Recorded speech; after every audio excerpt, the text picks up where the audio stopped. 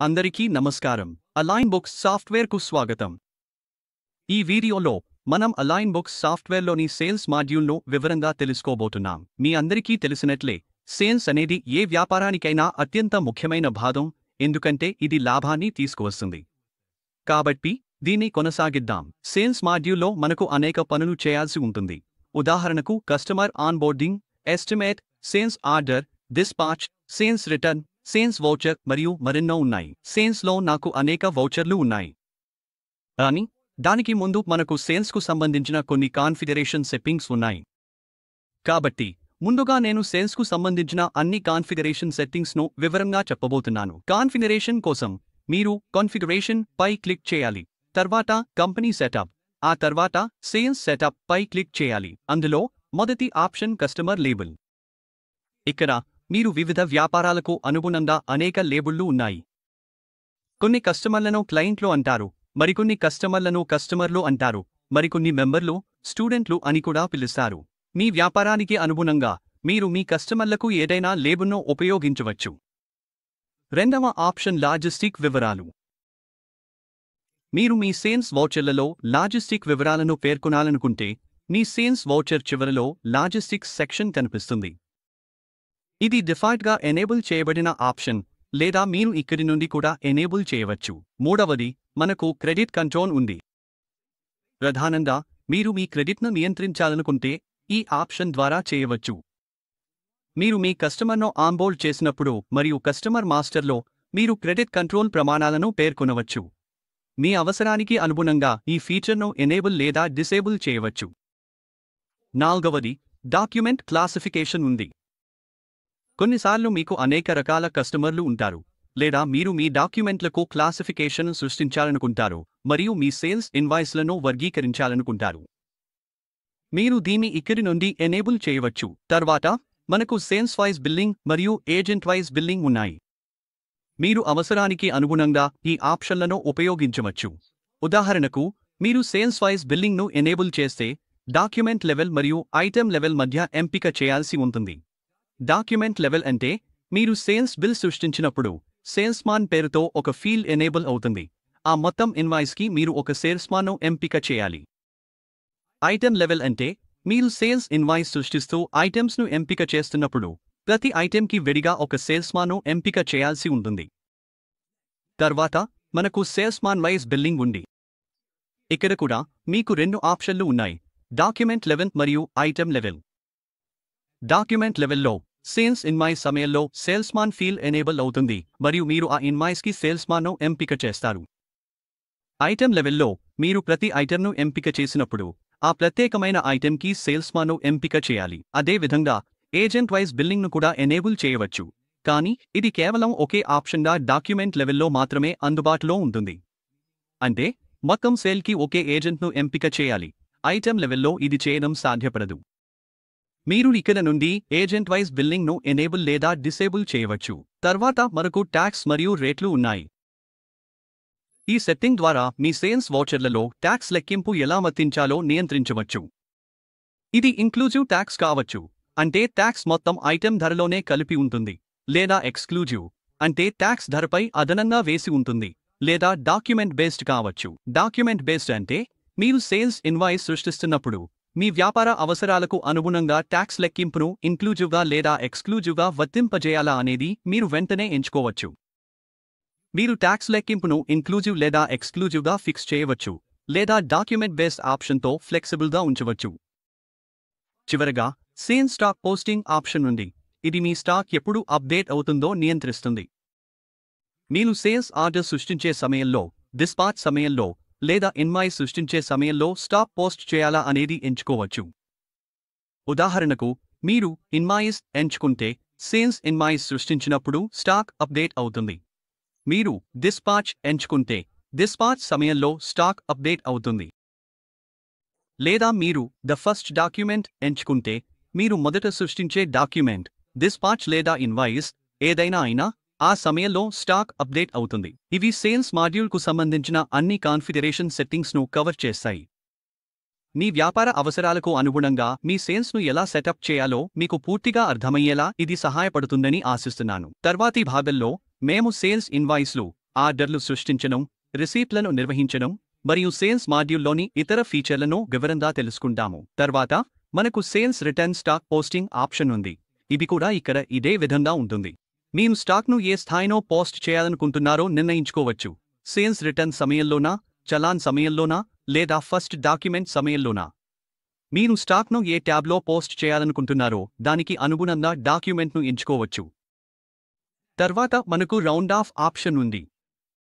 ఇక్కడ మీరు రౌండింగ్ ఎలా జరగాలనుకుంటున్నారో ఎంచుకోవచ్చు. ఇది ఒకసారి లేదా దగ్గరలోని 10వ భాగానికి లేదా 1/100వ భాగానికి రౌండ్ చేయవచ్చు. అదనంగా టెక్స్ట్ ఆప్షన్ ఆధారంగా పోస్ట్ చేసే లెజర్ ఉంది. దీని ద్వారా మీరు ట్యాక్స్ లెజర్ను వౌచర్ ఆధారంగా పోస్ట్ చేయాలా లేదా ఐటెం ఆధారంగా పోస్ట్ చేయాలా అనేది నిర్ణయించుకోవచ్చు. వౌచర్ ఆధారంగా అంటే వౌచర్ సృష్టించే సమయంలో మీరు ఒక నిర్దిష్ట ట్యాక్స్ను ఎంచుకుంటారు. అదే ట్యాక్స్ మొత్తం వౌచర్కు వర్తిస్తుంది. ఇంకొక వైపు ఐటెం ఆధారంగా పోస్ట్ చేసే లెజర్ అంటే మీరు సేల్స్ ట్యాక్స్ను టెక్స్ట్ ఆధారంగా లేదా వ్యక్తిగత ఐటెం ఆధారంగా పోస్ట్ చేయవచ్చు. అందువల్ల మీ వ్యాపార ప్రక్రియకు అనుగుణంగా ఉత్తమమైన ఆప్షన్ను మీరు ఎంచుకోవచ్చు. తర్వాత మనకు పర్చేజ్ మార్కప్ ఆధారంగా సేల్స్ రేట్ అనే ఆప్షన్ ఉంది.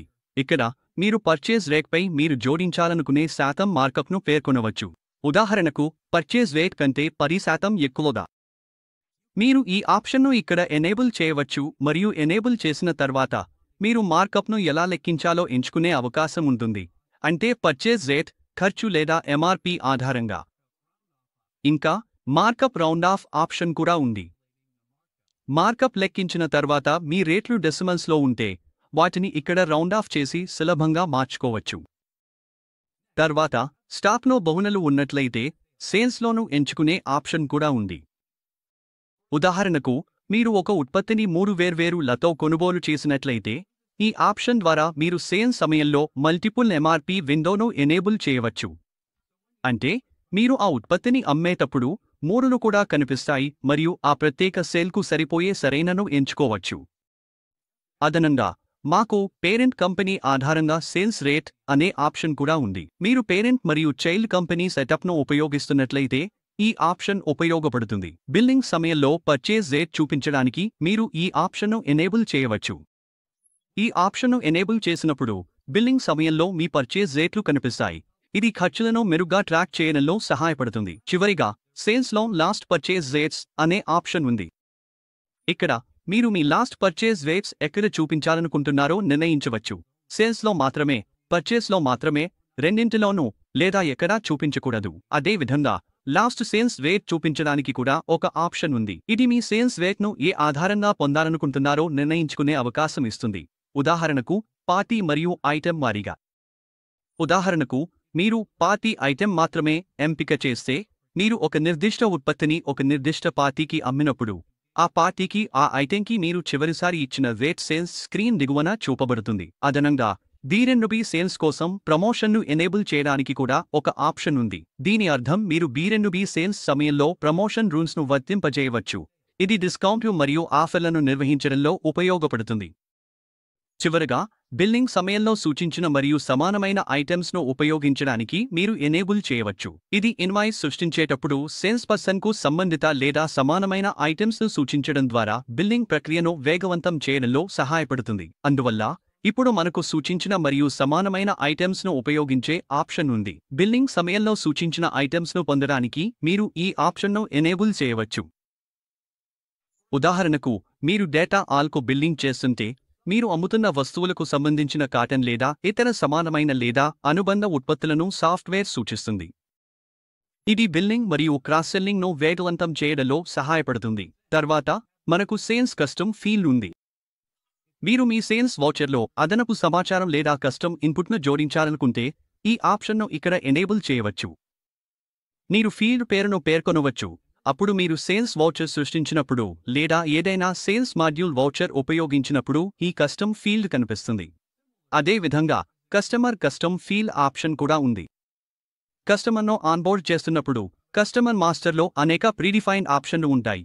కానీ అవేవీ మీ ఖచ్చితమైన అవసరాలకు సరిపోకపోతే మీరు మీ అవసరాలకు అనుగుణంగా ఇక్కడ కస్టమ్ ఫీల్డ్ను ఎనేబుల్ చేయవచ్చు. ఉదాహరణకు నేను టెస్ట్ అనే కస్టమ్ ఫీల్డ్ను సృష్టించి ఆ ఫీల్డ్ టైప్ను ఎంచుకోవచ్చు. మీ అవసరాన్ని బట్టి ఇది స్ట్రింగ్, న్యూమరిక్, కరెన్సీ, మెజర్ లేదా డేట్గా ఉండవచ్చు. తర్వాత మనకు పోస్ట్ కస్టమర్ కస్టమ్ ఫీల్డ్ ఉంది.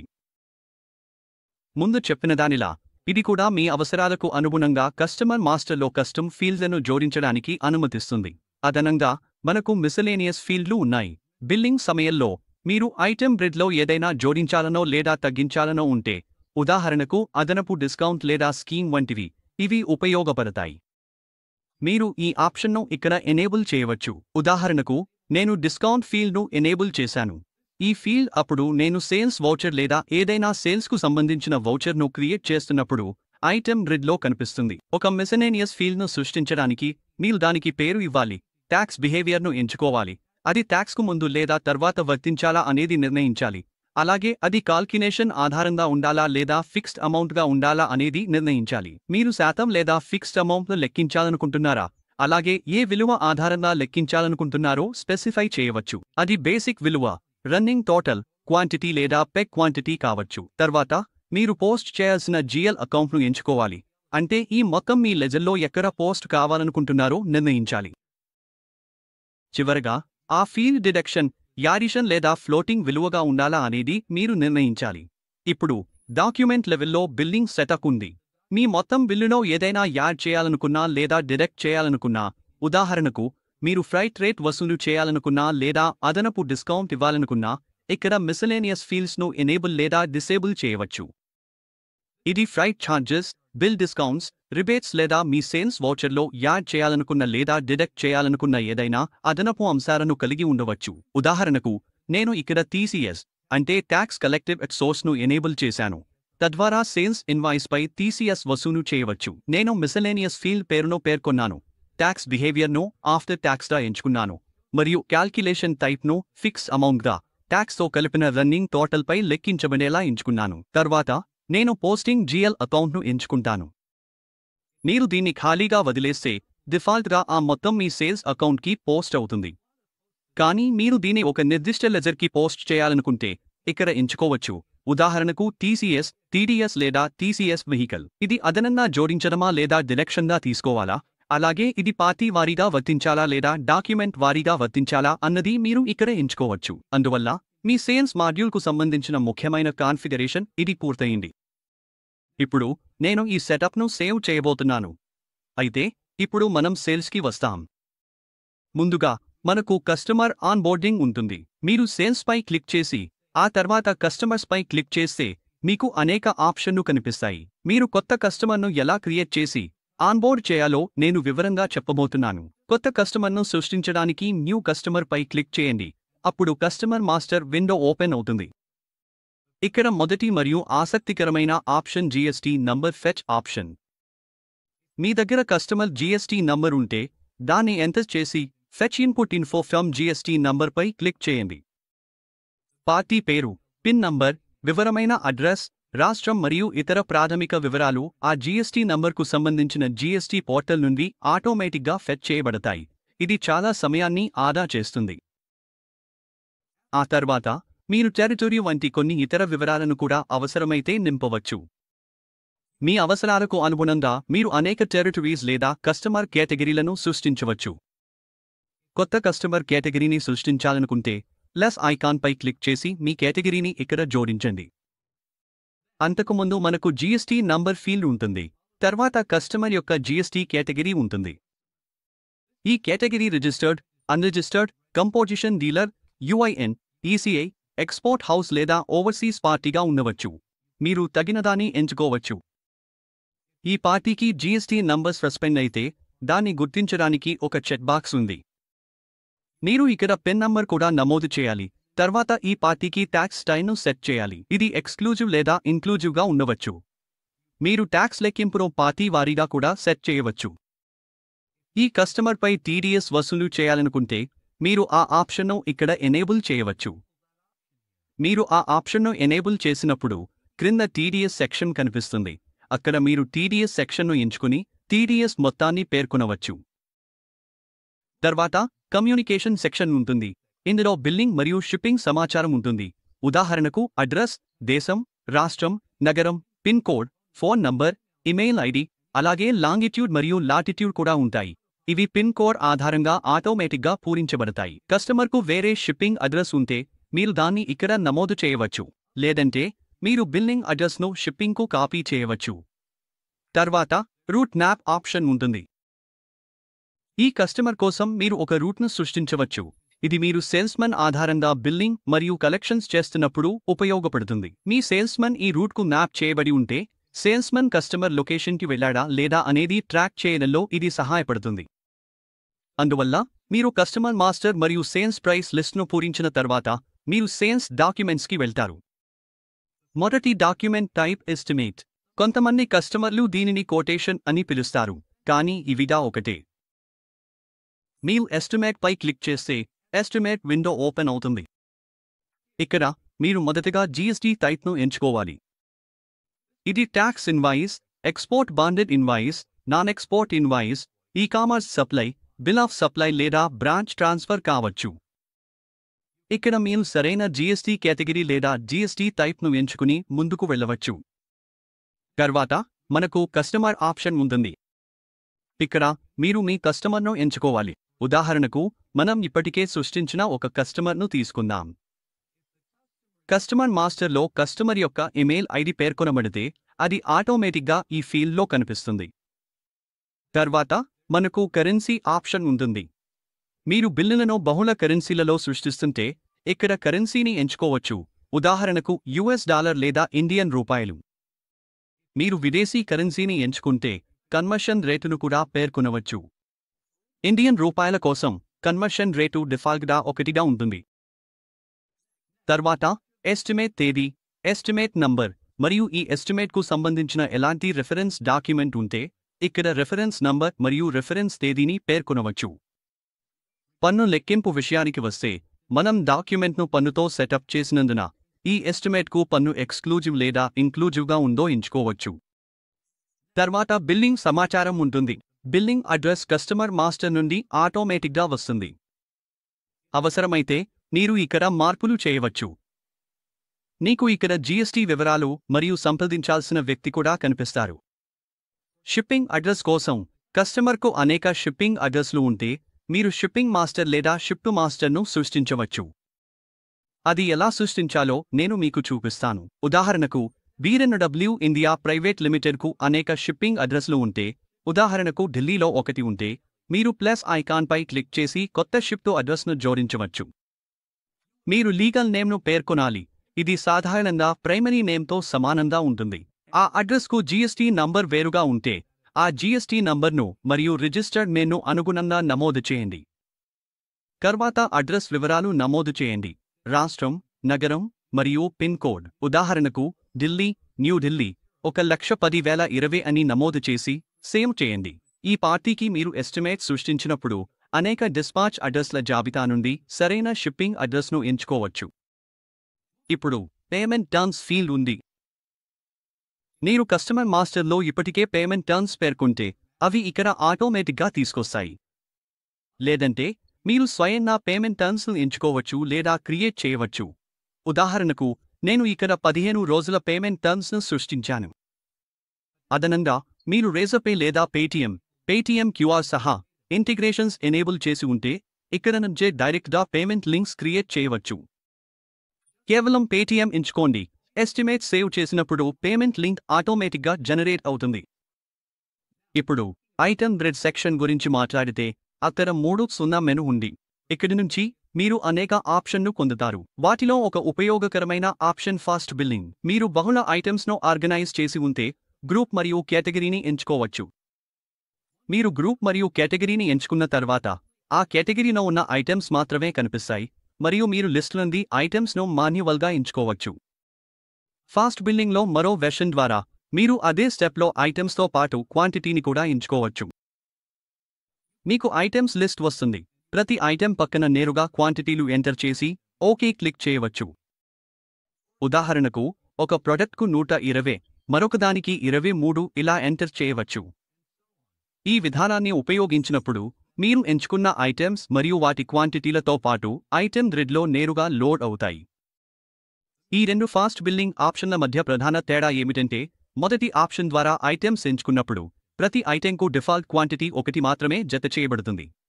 క్వాంటిటీ లిస్ట్ ఆప్షన్ ద్వారా ఐటెమ్స్ ఎంచుకున్నప్పుడు మీరు పేర్కొన్న క్వాంటిటీలే ఉపయోగించబడతాయి. చివరగా గ్రిడ్ డేటాను కాపీ చేయడం మరియు పేస్ట్ చేయడం అనే ఆప్షన్ ఉంది. ఇది మీరు ఐటెమ్ సమాచారాన్ని త్వరగా మళ్లీ ఉపయోగించాలనుకున్నప్పుడు లేదా ట్రాన్స్ఫర్ చేయాలనుకున్నప్పుడు సహాయపడుతుంది. ఉదాహరణకు, మీరు 400 ఐటమ్స్తో ఒక ఎస్టిమేట్ తయారు చేసి అదే కస్టమర్కి వచ్చే నెలలో మళ్లీ అదే ఎస్టిమేట్ తయారు చేయాలనుకుంటున్నారని ఊహించండి. మీరు చేయాల్సింది ఏమిటంటే, ఇన్వాయిస్ సెక్షన్కి వెళ్లి కొత్త ఎస్టిమేట్ ఓపెన్ చేయడానికి ఉన్న ఆప్షన్పై క్లిక్ చేయాలి. తర్వాత మీరు మునుపటి ఎస్టిమేట్ నుండి కాపీ డేటా ఫీచర్ను ఉపయోగించవచ్చు. అప్పుడు ఉన్న అన్ని ఐటమ్స్ కొత్త ఎస్టిమేట్లో ఆటోమేటిక్గా పేస్ట్ అవుతాయి. ఆ తర్వాత కస్టమర్ పేరు, ఎస్టిమేట్ తేదీ, ఎస్టిమేట్ నంబర్ వంటి ప్రాథమిక వివరాలను మాత్రమే మీరు అప్డేట్ చేయాలి.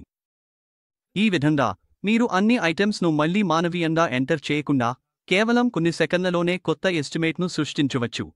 ఎస్టిమేట్ వౌచర్లో ఐటమ్స్ను ఎంచుకుంటున్నప్పుడు మీరు వాటిని ఐటెమ్ గ్రిడ్ నుండి మానవీయంగా ఎంచుకోవచ్చు. ఉదాహరణకు, మీరు లైన్బుక్స్ యూజర్ లేదా లైన్బుక్స్ అదనపు లొకేషన్ వంటి ఐటమ్స్ను ఎంచుకోవచ్చు. మీరు ఐటెమ్ యూనిట్ను డ్రాప్ డౌన్ లిస్ట్ నుండి ఎంచుకోవచ్చు. యూనిట్ సాధారణంగా ఉండకపోతే యూనిట్ కాలంపై క్లిక్ చేసి సరైన దాన్ని ఎంచుకోండి. తర్వాత ప్రతి ఐటెమ్ కోసం మీరు కావలసిన క్వాంటిటీని ఎంటర్ చేయండి. ఆ తర్వాత మీరు రేట్ను ఇవ్వవచ్చు. అప్పుడు రేట్ మరియు క్వాంటిటీని గుణించడంతో మొత్తం స్వయంచాలకంగా లెక్కించబడుతుంది. డిస్కౌంట్ ఉంటే మీరు డిస్కౌంట్ కాలంలో శాతం రూపంలో, ఉదాహరణకు 5% అని ఎంటర్ చేయవచ్చు. అప్పుడు డిస్కౌంట్ అయిన మొత్తం స్వయంచాలకంగా లెక్కించబడుతుంది. మీ అవసరాలకు అనుగుణంగా మీరు ఉపయోగించగల అదనపు కాలమ్స్ కూడా ఉన్నాయి. ఉదాహరణకు, మీరు బిల్ సృష్టిస్తున్నప్పుడు ట్యాక్స్ కోడ్ను మార్చవచ్చు, సేల్స్ రేట్ను ఎంటర్ చేయవచ్చు లేదా సంబంధిత కాలమ్స్లోని జోడించవచ్చు. బిల్లింగ్ సమయంలో మీరు ఎప్పుడైనా ఒక ఐటెంను మార్చాలనుకుంటే ఆ ఐటెం పక్కన ఉన్న మాగ్నిఫైయింగ్ గ్లాస్ ఐకాన్పై క్లిక్ చేయండి. తర్వాత పెన్సిల్ గుర్తుపై క్లిక్ చేయండి. ఇది మిమ్మల్ని ఐటెం మాస్టర్ పేజీకి తీసుకెళ్తుంది. అక్కడ మీరు అవసరమైన మార్పును చేయవచ్చు. సేవ్ చేసిన తర్వాత ఆ అప్డేట్స్ మీ ఎస్టిమేట్లో ప్రతిబింబిస్తాయి. కొన్నిసార్లు మీరు ఒక ఐటెంకు అదనపు సమాచారం లేదా రిమార్క్స్ జోడించాలనుకోవచ్చు. అందుకోసం మీరు ఆ ఐటెం పక్కన ఉన్న అట్రిబ్యూట్ బటన్పై క్లిక్ చేయవచ్చు, లేదా మీరు అదనపు వివరాలు లేదా ప్రత్యేకమైన రిమార్క్స్ ఎంటర్ చేయవచ్చు. అంతా పూర్తయిన తర్వాత సేవ్ చేయడానికి పై క్లిక్ చేయండి. ఐటెం గ్రిడ్ ఎలా కనిపిస్తుందో, ఎలా పనిచేస్తుందో విషయానికి వస్తే, దాన్ని అనుకూలీకరించడానికి 3 ప్రధాన ఎంపికలు ఉన్నాయి. మీ ప్రస్తుత గ్రిడ్ సెటప్ను సేవ్ గ్రిడ్ కాన్ఫిగరేషన్ ఎంపికతో సేవ్ చేసుకోవచ్చు. మీరు ఏ కాలమ్స్ చూపించాలో ఎంచుకోవాలనుకుంటే కాలమ్ చూజర్ ఉపయోగించి మీకు కావాల్సినవి, ఉదాహరణకు రేట్ లేదా ట్యాక్స్ కోడ్ వంటి కాలమ్స్ ఎంచుకోవచ్చు. తర్వాత మీరు ఒక ప్రామాణిక లేఅవుట్ను వర్తింపజేయాలనుకుంటే సెట్ డిఫాల్ట్ పై క్లిక్ చేయండి. అప్పుడు సిస్టమ్ ఆటోమేటిక్గా ప్రామాణిక ఐటెం గ్రిడ్ను వర్తింపజేస్తుంది. లేదా మీరు ముందుగా కాలమ్తో కాలమ్స్ను అనుకూలీకరించి ఆ అనుకూలీకరించిన లేఅవుట్ను డిఫాల్ట్గా సేవ్ చేసుకోవచ్చు. ఇప్పుడు మీ ఐటెం గ్రిడ్లో సేల్స్ రేట్ కాలమ్ను ఎలా సృష్టించాలి, నిర్వహించాలి అనే విషయాన్ని మాట్లాడుకుందాం. ముందుగా మీరు సేల్స్ రేట్ కాలమ్ ఎంపికను వెతికి దాన్ని మీ ఐటెం గ్రిడ్లోకి డ్రాగ్ చేసి జోడించవచ్చు. మీకు ఇకపై చూపించనక్కర్లేని కాలమ్ ఉంటే ఆ కాలమ్ను ఎంచుకుని తిరిగి కాలమ్ చూజర్ ప్రాంతంలోకి డ్రాగ్ చేయండి. ఈ విధంగా మీరు ఐటెం గ్రిడ్లో ఏ కాలమ్నైనా సులభంగా జోడించవచ్చు లేదా తొలగించవచ్చు, మరియు మీరు ఇక్కడ చేసే మార్పులు అన్ని వౌచర్లపై వర్తిస్తాయి. కాబట్టి మీరు మీ ఐటెం గ్రిడ్ లేఅవుట్ను సేల్స్, ఎస్టిమేట్స్ లేదా ఇన్వాయిసెస్ కోసం అనుకూలీకరించాలనుకుంటే ఇదే చోట నుండి అన్నింటినీ చేయవచ్చు. మీరు ఏదైనా జోడింపును లేదా తొలగింపులు చేసిన తర్వాత సేవ్ గ్రిడ్ కాన్ఫిగరేషన్ ఎంపికపై క్లిక్ చేయడం మర్చిపోవద్దు. ఇది మీ మార్పు చేసిన గ్రిడ్ లేఅవుట్ను భవిష్యత్తులో ఉపయోగించడానికి సేవ్ చేస్తుంది, కాబట్టి ప్రతిసారి మళ్లీ సెటప్ చేయాల్సిన అవసరం ఉండదు. తర్వాత మీ ఐటెం గ్రిడ్లో మరిన్ని లైన్లు జోడించడానికి ప్లస్ ఆప్షన్ ఉంది. ఉదాహరణకు, ప్రస్తుతం మీ వద్ద 11 లైన్లు ఉన్నా ఇంకా ఎక్కువ ఐటెమ్స్ కోసం లైన్ను జోడించారంటే ప్లస్ బటన్పై క్లిక్ చేయండి, కొత్త లైన్లు జోడించబడతాయి. దీంతో మీ ఎస్టిమేట్ లేదా ఇన్వాయిస్ అవసరానికి అనుగుణంగా సులభంగా విస్తరించవచ్చు. ఇంకా మీరు ఎంచుకున్న ఐటెంకి జూమ్ ఇన్ లాంటి విధంగా పనిచేసే మరో ప్లస్ ఆప్షన్ కూడా ఉంది. మీరు దానిపై క్లిక్ చేసినప్పుడు వివరమైన వీక్షణను పొందుతారు. అక్కడ మీరు ఐటెం పరిమాణాలను పెంచడం లేదా తగ్గించడం చేయవచ్చు మరియు ఆ ఐటెంకు సంబంధించిన అన్ని వివరాలను చూడవచ్చు. ఇది మీ ఐటెం వివరాలను త్వరగా చూడటానికి లేదా లోతుగా పరిశీలించడానికి లాంటి అనుభూతిని ఇస్తుంది. మీరు మీ ఎస్టిమేట్ కోసం వ్యాఖ్యలు జోడించాలనుకుంటే రిమార్క్స్ సెక్షన్పై క్లిక్ చేయవచ్చు. డిఫాల్ట్గా ఒక ప్రామాణిక వ్యాఖ్య కనిపిస్తుంది, కానీ మీరు దాన్ని తొలగించి అవసరమైతే మీ స్వంత వ్యక్తిగత వ్యాఖ్యలను టైప్ చేయవచ్చు. ఇది మీరు ప్రత్యేకమైన నోట్స్ లేదా సూచనలను స్పష్టంగా తెలియజేయడంలో సహాయపడుతుంది. మీరుకు సంబంధించిన ఎలాంటి అటాచ్మెంట్లు ఉన్నా సెలెక్ట్ ఫైల్ బటన్పై క్లిక్ చేసి ఫైల్ను అప్లోడ్ చేయండి. ఫైల్ను విజయవంతంగా అప్లోడ్ చేయాలంటే దాని పరిమాణం 2 మెగాబైట్లు లేదా అంతకంటే తక్కువగా ఉండాలి అనే విషయాన్ని గుర్తుంచుకోండి. ఇప్పుడు లాజిస్టిక్స్ సెక్షన్కి వెళ్దాం. దీన్ని మీరు కాన్ఫిగరేషన్ సెట్టింగ్స్లో ఎనేబుల్ లేదా డిసేబుల్ చేయవచ్చు. ఒకసారి ఎనేబుల్ చేసిన తర్వాత లాజిస్టిక్స్ సెక్షన్ మీ ఎస్టిమేట్ చివర భాగంలో కనిపిస్తుంది. ఇక్కడ మీరు మీ సరుకు రవాణా వివరాలను, ఉదాహరణకు మీరు వస్తువులను పంపే గమ్యస్థానం వంటి వివరాలను నమోదు చేయవచ్చు. మీరు వస్తువులను ఎలా పంపుతున్నారో ఆధారంగా బయ్యర్, సముద్రం, పోస్టు, రోడ్ లేదా రైలు ద్వారా షిప్పింగ్ మోడ్ను కూడా ఎంచుకోవచ్చు. మీరు ట్రాన్స్పోర్టర్ను ఉపయోగిస్తుంటే ట్రాన్స్పోర్టర్ పేరు, జీఎస్టీ నంబర్ మరియు వెబ్సైట్ యూఆర్ఎల్ అందుబాటులో ఉంటే నమోదు చేసి ట్రాన్స్పోర్టర్ మాస్టర్ను సృష్టించవచ్చు. వెబ్సైట్ యూఆర్ఎల్ అందుబాటులో లేకపోతే కేవలం జీఎస్టీ నంబర్ మరియు పేరు చాలు. తర్వాత మీరు షిప్పింగ్ కంపెనీ చిరునామాను నమోదు చేసి మీ వద్ద ట్రాకింగ్ నంబర్ ఉంటే దానిని కూడా జోడించవచ్చు. ఇది అంచనాతో సంబంధిత మీ రవాణాను ట్రాక్ చేయడంలో సహాయపడుతుంది. మీరు షిప్పింగ్ తేదీ మరియు ఎలాంటి షిప్పింగ్ ఛార్జీలను నమోదు చేయడానికి కూడా ఫీల్డ్స్ను కనుగొంటారు. ఈ ఛార్జీలు కేవలం విజిబిలిటీ కోసం మాత్రమే, ఇవి మీ అకౌంటింగ్ రికార్డులను ప్రభావితం చేయవు. అదనంగా మీరు వాహన నంబర్, వెసన్ నంబర్ నమోదు చేసి ఛార్జ్ టైప్ను ఎంచుకోవచ్చు. ఛార్జీలు చెల్లించారా లేదా చెల్లించాల్సి ఉందా, అలాగే ఇది స్వంత వాహనమా లేదా ట్రాన్స్పోర్టర్ వాహనమా అని కూడా ఎంచుకోవచ్చు. షిప్పింగ్కు సంబంధించిన డాక్యుమెంట్ నంబర్ కోసం కూడా ఒక ఫీల్డ్ ఉంది. అలాగే లోడింగ్ పోర్ట్ మరియు డిశ్చార్జ్ పోర్ట్ వివరాలు కూడా ఇవ్వవచ్చు. మీరు పంపించబోయే ప్యాక్స్ సంఖ్యను మరియు మొత్తం బరువును పేర్కొనవచ్చు. చివరగా మీరు గత అంచనాలో ఉన్న అదే లాజిస్టిక్స్ వివరాలను మళ్లీ ఉపయోగించాలనుకుంటే ఫెచ్ ఫ్రమ్ లాస్ట్ బిల్ పై క్లిక్ చేస్తే సరిపోతుంది. అప్పుడు మీ గత అంచనాలో సేవ్ చేసిన అన్ని వివరాలు ఆటోమేటిక్గా నింపబడతాయి, తద్వారా మీ సమయం ఆదా అవుతుంది. అంతేకాకుండా ఇప్పుడు మనం అంచనాలో సబ్టోటల్ మరియు గ్రాండ్ టోటల్ భాగానికి వస్తాము. ఇక్కడ మీరు ఐటెం విలువను చూస్తారు, ఇది రేటును పరిమాణంతో గుణించడమే. దీనికి తర్వాత డిస్కౌంట్లు వర్తిస్తాయి. మీకు బేసిక్ డిస్కౌంట్, పార్టీ డిస్కౌంట్ మరియు పార్టీ బ్రాండ్ డిస్కౌంట్ ఉన్నాయి. నేను ముందే చెప్పినట్లుగా ఈ డిస్కౌంట్ను పార్టీ డిస్కౌంట్ మరియు పార్టీ బ్రాండ్ డిస్కౌంట్కు సంబంధించిన ఫీల్డ్స్లో నమోదు చేయవచ్చు. అందువల్ల మీరు కస్టమర్ లేదా బ్రాండ్కు సంబంధించిన ప్రత్యేక ధరలు లేదా ఆఫర్లు వర్తింపజేయవచ్చు. అదంతా అయిన తర్వాత ట్యాక్సబుల్ విలువ మరియు పన్ను మొత్తం ఆటోమేటిక్గా లెక్కించబడతాయి. సెస్ వర్తిస్తే ఆ మొత్తాన్ని కూడా మీరు ఇక్కడ నమోదు చేయవచ్చు. మీకు బిల్ లెవెల్ డిస్కౌంట్ ఉంటే అది కూడా ఇక్కడ కనిపిస్తుంది. తర్వాత మీరు టీసీఎస్ వసూలు చేయాల్సిన అవసరం ఉంటే ఈ సెక్షన్లో చేయవచ్చు. ఎలాంటి ఫ్రైట్ ఛార్జీలు ఉంటే వాటిని కూడా ఇక్కడ పేర్కొనవచ్చు. కానీ ఈ ఛార్జీలు కేవలం డిస్ప్లే కోసం మాత్రమే, మీ అకౌంటింగ్ మొత్తం మీద ప్రభావం ఉండదు. చివరిగా ఆటో రౌండ్ ఆఫ్ ఫీచర్ ఉంది. దీన్ని మీరు సేల్స్ సెటప్లోని కాన్ఫిగరేషన్ సెట్టింగ్స్ నుండి ఎనేబుల్ లేదా డిసేబుల్ చేయవచ్చు. మీ అభిరుచులకు అనుగుణంగా ఇది తుది మొత్తాన్ని ఆటోమేటిక్గా రౌండ్ ఆఫ్ చేస్తుంది. ఇప్పుడు సేల్స్ మాడ్యూల్లోని అన్ని వౌచర్లలో అందుబాటులో ఉన్న కొన్ని సాధారణ ఆప్షన్ల గురించి మాట్లాడుకుందాం. మీకు ఓపెన్, డిలీట్, కాపీ, క్యాన్సిల్ మరియు రీస్టోర్ ఆప్షన్లు ఉన్నాయి. మీరు మీ పూర్వపు ఎస్టిమేట్స్ను చూడాలనుకుంటే ఓపెన్ పై క్లిక్ చేయండి. ఇది మీరు ప్రస్తుత మార్పులను విస్మరించాలా అని అడుగుతుంది. ఎస్ పై క్లిక్ చేయండి. తర్వాత మీరు మీ గత ఎస్టిమేట్స్ను తేదీ లేదా ఇతర ప్రమాణాల ద్వారా ఫిల్టర్ చేయవచ్చు. ఈ ఓపెన్ ఆప్షన్ చాలా ఉపయోగకరంగా ఉంటుంది, ఎందుకంటే ఇది అన్ని రకాల సేల్స్ మరియు పర్చేజ్ డాక్యుమెంట్స్లో అందుబాటులో ఉంటుంది. కాబట్టి అవసరమైనప్పుడు మీరు ఏదైనా పాత వౌచర్ లేదా ఎస్టిమేట్ను సులభంగా కరవచ్చు. మీరు వౌచర్ను డిలీట్ చేయాలనుకుంటే డిలీట్ పై క్లిక్ చేయండి. కానీ డిలీట్ చేయడానికి ముందు మీరు ఎందుకు డిలీట్ చేయాలనుకుంటున్నారో, ఉదాహరణకు డూప్లికేట్ ఎస్టిమేట్ లేదా ఇలాంటి కారణాన్ని రిమార్క్గా పేర్కొనాలి. మీరు రిమార్క్ జోడించిన తర్వాత డిలీషన్ను కన్ఫర్మ్ చేయండి. ఇది విషయాలను స్పష్టంగా మరియు ట్రేస్ చేయదగినవిగా ఉంచుతుంది. తర్వాత కాపీ ఆప్షన్ ఉంది. ఇది చాలా సమయాన్ని ఆదా చేస్తుంది. ఉదాహరణకు మీరు గత నెలలో లేదా కొన్ని వారాల క్రితం చేసిన అదే ఎస్టిమేట్ను మళ్లీ తయారు చేయాలనుకుంటే మీరు కేవలం కాపీపై క్లిక్ చేసి ఆ ఎస్టిమేట్ను కనుగొనడానికి ఫిల్టర్లు అప్లై చేసి దాన్ని సెలెక్ట్ చేస్తే ఆ ఎస్టిమేట్లోని అన్ని డేటా కొత్త ఎస్టిమేట్ నంబర్తో కొత్త ఎస్టిమేట్లోకి కాపీ అవుతుంది. కరెక్ట్ పార్టీ నేమ్ను సెలెక్ట్ చేసి సేవ్ చేయడం మర్చిపోకండి.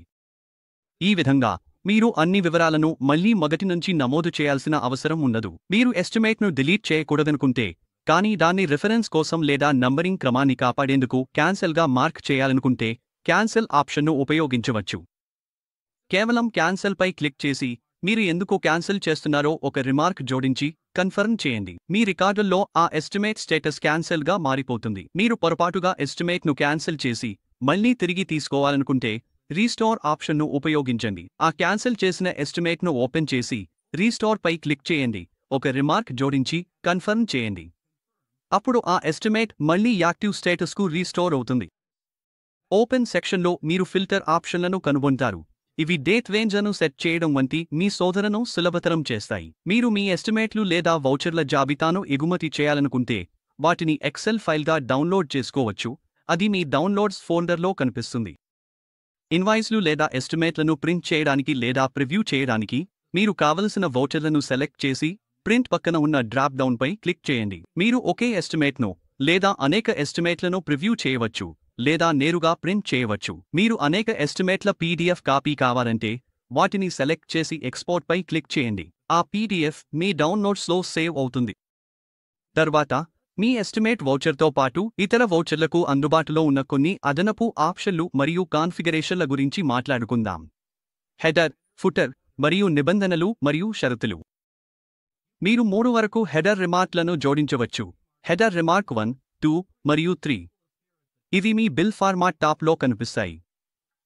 అలాగే, మీరు బిల్ ఫుటర్ సెక్షన్లో ఏదైనా జోడించాలనుకుంటే, ఫుటర్ రిమార్క్లను పేర్కొనవచ్చు. మీకు ఎస్టిమేట్కు సంబంధించిన ఏవైనా నిబంధనలు మరియు షరతులు ఉంటే, వాటిని ఇక్కడ నమోదు చేయవచ్చు. అవి ప్రింట్ అయిన ఎస్టిమేట్పై కనిపిస్తాయి. బ్యాంక్ వివరాలు, యూపీఐ, మరియు క్యూఆర్ కోడ్. మీరు మీ బ్యాంక్ వివరాలను ఇక్కడ ఒకసారి కాన్ఫిగర్ చేస్తే, అవి ఆటోమేటిక్గా మీ అన్ని వౌచర్లపై, ఎస్టిమేట్లు సహా కనిపిస్తాయి. మీరు ఇక్కడ మీ యూపీఐ ఐడి నమోదు చేస్తే, సిస్టమ్ మీ ప్రింటెడ్ ఇన్వాయిస్లు లేదా ఎస్టిమేట్లపై ఆటోమేటిక్గా క్యూఆర్ కోడ్ జనరేట్ చేస్తుంది. తద్వారా కస్టమర్లు డిజిటల్గా సులభంగా చెల్లించగలుగుతారు. ప్రింట్ సెట్టింగ్స్ మరియు డిఫాల్ట్స్. మీరు ఎస్టిమేట్లకు డిఫాల్ట్ ప్రింట్ ఫార్మాట్ను సెట్ చేయవచ్చు. తద్వారా ప్రతిసారి దాన్ని ఎంచుకోవాల్సిన అవసరం ఉండదు. అలాగే, మీరు ప్రింట్ చేయాల్సిన డిఫాల్ట్ కాపీల సంఖ్యను కూడా సెట్ చేయవచ్చు. ఉదాహరణకు, మీరు ఎప్పుడూ 2 కాపీలు కావాలనుకుంటే, ఒకసారి సెట్ చేస్తే చాలు, అది గుర్తుంచుకుంటుంది. ఇక్కడ ప్రింట్ ఫార్మాట్ లేదా కాపీ సెలెక్షన్ను స్కిప్ చేయి అనే ఒక ఆప్షన్ ఉంది. ఇది చెక్ చేసినప్పుడు, ప్రింట్పై క్లిక్ చేస్తే ప్రింట్ డైలాగ్ విండో చూపకుండా డాక్యుమెంట్ నేరుగా ప్రింటర్కు పంపబడుతుంది. తద్వారా ప్రక్రియ వేగంగా పూర్తవుతుంది. మీరు ఎస్టిమేట్కు ఏదైనా డాక్యుమెంట్లు లేదా చిత్రాలు అటాచ్ చేసి ఉంటే, వాటిని కూడా ఇన్వాయిస్ కాపీతో పాటు ఆటోమేటిక్గా ప్రింట్ చేయడానికి ఒక సెట్టింగ్ ఉంది. మీరు సంతకం బ్లాక్ కనిపించకూడదనుకుంటే, మీ ప్రింటెడ్ ఎస్టిమేట్లు లేదా వౌచర్లపై సంతకం సెక్షన్ను స్కిప్ చేయడానికి ఎంపిక చేసుకోవచ్చు. డిజిటల్ సంతకం ఇంటిగ్రేషన్. డిజిటల్ సంతకాలను కాన్ఫిగర్ చేయడానికి కూడా ఒక ఆప్షన్ ఉంది. మీరు డిజిటల్ సంతకాలను ఇంటిగ్రేట్ చేస్తే, ప్రింటౌట్పై సంతకం కోసం ఫార్మాట్ మరియు అలైన్మెంట్ను ఎంచుకోవచ్చు. అలైన్మెంట్ సెట్టింగ్స్ మీరు ఎంచుకున్న ప్రింట్ ఫార్మాట్పై ఆధారపడి ఉంటాయి. ఉదాహరణకు హాఫ్ పేజ్ లేదా పోర్ట్రేట్, బల్క్ చర్యలు మరియు కమ్యూనికేషన్. మీరు బహుళ వౌచర్లను ఎంచుకుని ఒకేసారి వాటిని డిలీట్ చేయడం ద్వారా ఇన్వాయిస్లు లేదా ఎస్టిమేట్లను బల్క్గా డిలీట్ చేయవచ్చు. కస్టమర్లకు ఎస్టిమేట్లను నేరుగా మెయిల్, ఎస్ఎంఎస్ లేదా వాట్సాప్ ద్వారా పంపడానికి బిల్ట్-ఇన్ ఆప్షన్లు ఉన్నాయి. వాట్సాప్, ఇమెయిల్, మరియు ఎస్ఎంఎస్ ఫీచర్ల కోసం వాటిని ఉపయోగించే ముందు మీరు కొన్ని ఇంటిగ్రేషన్ సెటప్ చేయాలి. ఇతర ఉపయోగకరమైన ఫీచర్లు. వౌచర్ స్క్రీన్లోనే ఒక కాల్క్యులేటర్ టూల్ అందుబాటులో ఉంది, కాబట్టి మీరు పేజీని వదిలిపోకుండా త్వరగా అమౌంట్లను లెక్కించవచ్చు. హెల్ప్ ఆప్షన్ మీరు పనిచేస్తున్న వౌచర్ లేదా ఇన్వాయిస్కు సంబంధించిన వివరణాత్మక డాక్యుమెంటేషన్కు నేరుగా తీసుకెళ్తుంది. మీరు ఎప్పుడైనా ఏదైనా ఫీచర్ను ఎలా ఉపయోగించాలో తెలియకపోతే, హెల్ప్ పై క్లిక్ చేయండి, దశల వారీగా మార్గదర్శనం పొందండి. కాన్ఫిగరేషన్ ఆప్షన్ ద్వారా మీరు వౌచర్ సెట్టింగ్స్ను అనుకూలీకరించవచ్చు. ఇది అన్ని రకాల వౌచర్లలో అందుబాటులో ఉంటుంది, కేవలం ఎస్టిమేట్స్కి మాత్రమే కాదు. అందువల్ల, అన్ని వౌచర్లలో మీరు ప్రధానంగా 4 విషయాలను గుర్తుంచుకోవాలి: జర్నల్ నంబర్, నోటిఫికేషన్స్, అప్రూవల్స్, అలాగే పెన్ డాక్యుమెంట్ అనే ఈ అంశం. ఇప్పుడు, పెన్ డాక్యుమెంట్ చాలా ఉపయోగకరమైన ఫీచర్, ఎందుకంటే ఇది మీరు ఇప్పటికే సృష్టించిన ఇతర డాక్యుమెంట్ల నుండి సమాచారాన్ని తీసుకురావడానికి సహాయపడుతుంది. తద్వారా మీరు అదే వివరాలను మళ్లీ టైప్ చేయాల్సిన అవసరం ఉండదు.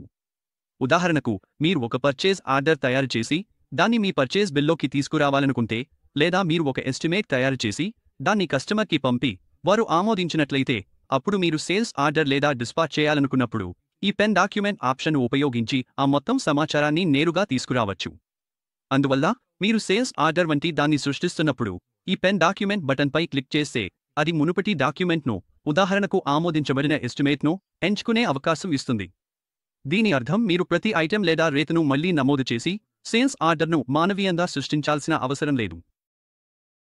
ఇది ఒరిజినల్ ఎస్టిమేట్ నుండి అన్నింటినీ నేరుగా తీసుకువస్తుంది. ఇది చాలా సౌకర్యంగా ఉంటుంది మరియు చాలా సమయాన్ని ఆదా చేస్తుంది. ఇక్కడ పెన్ డాక్యుమెంట్ కంటే ఎక్కువ క్వాంటిటీ అనుమతించవద్దు అనే ఆప్షన్ కూడా ఉంది.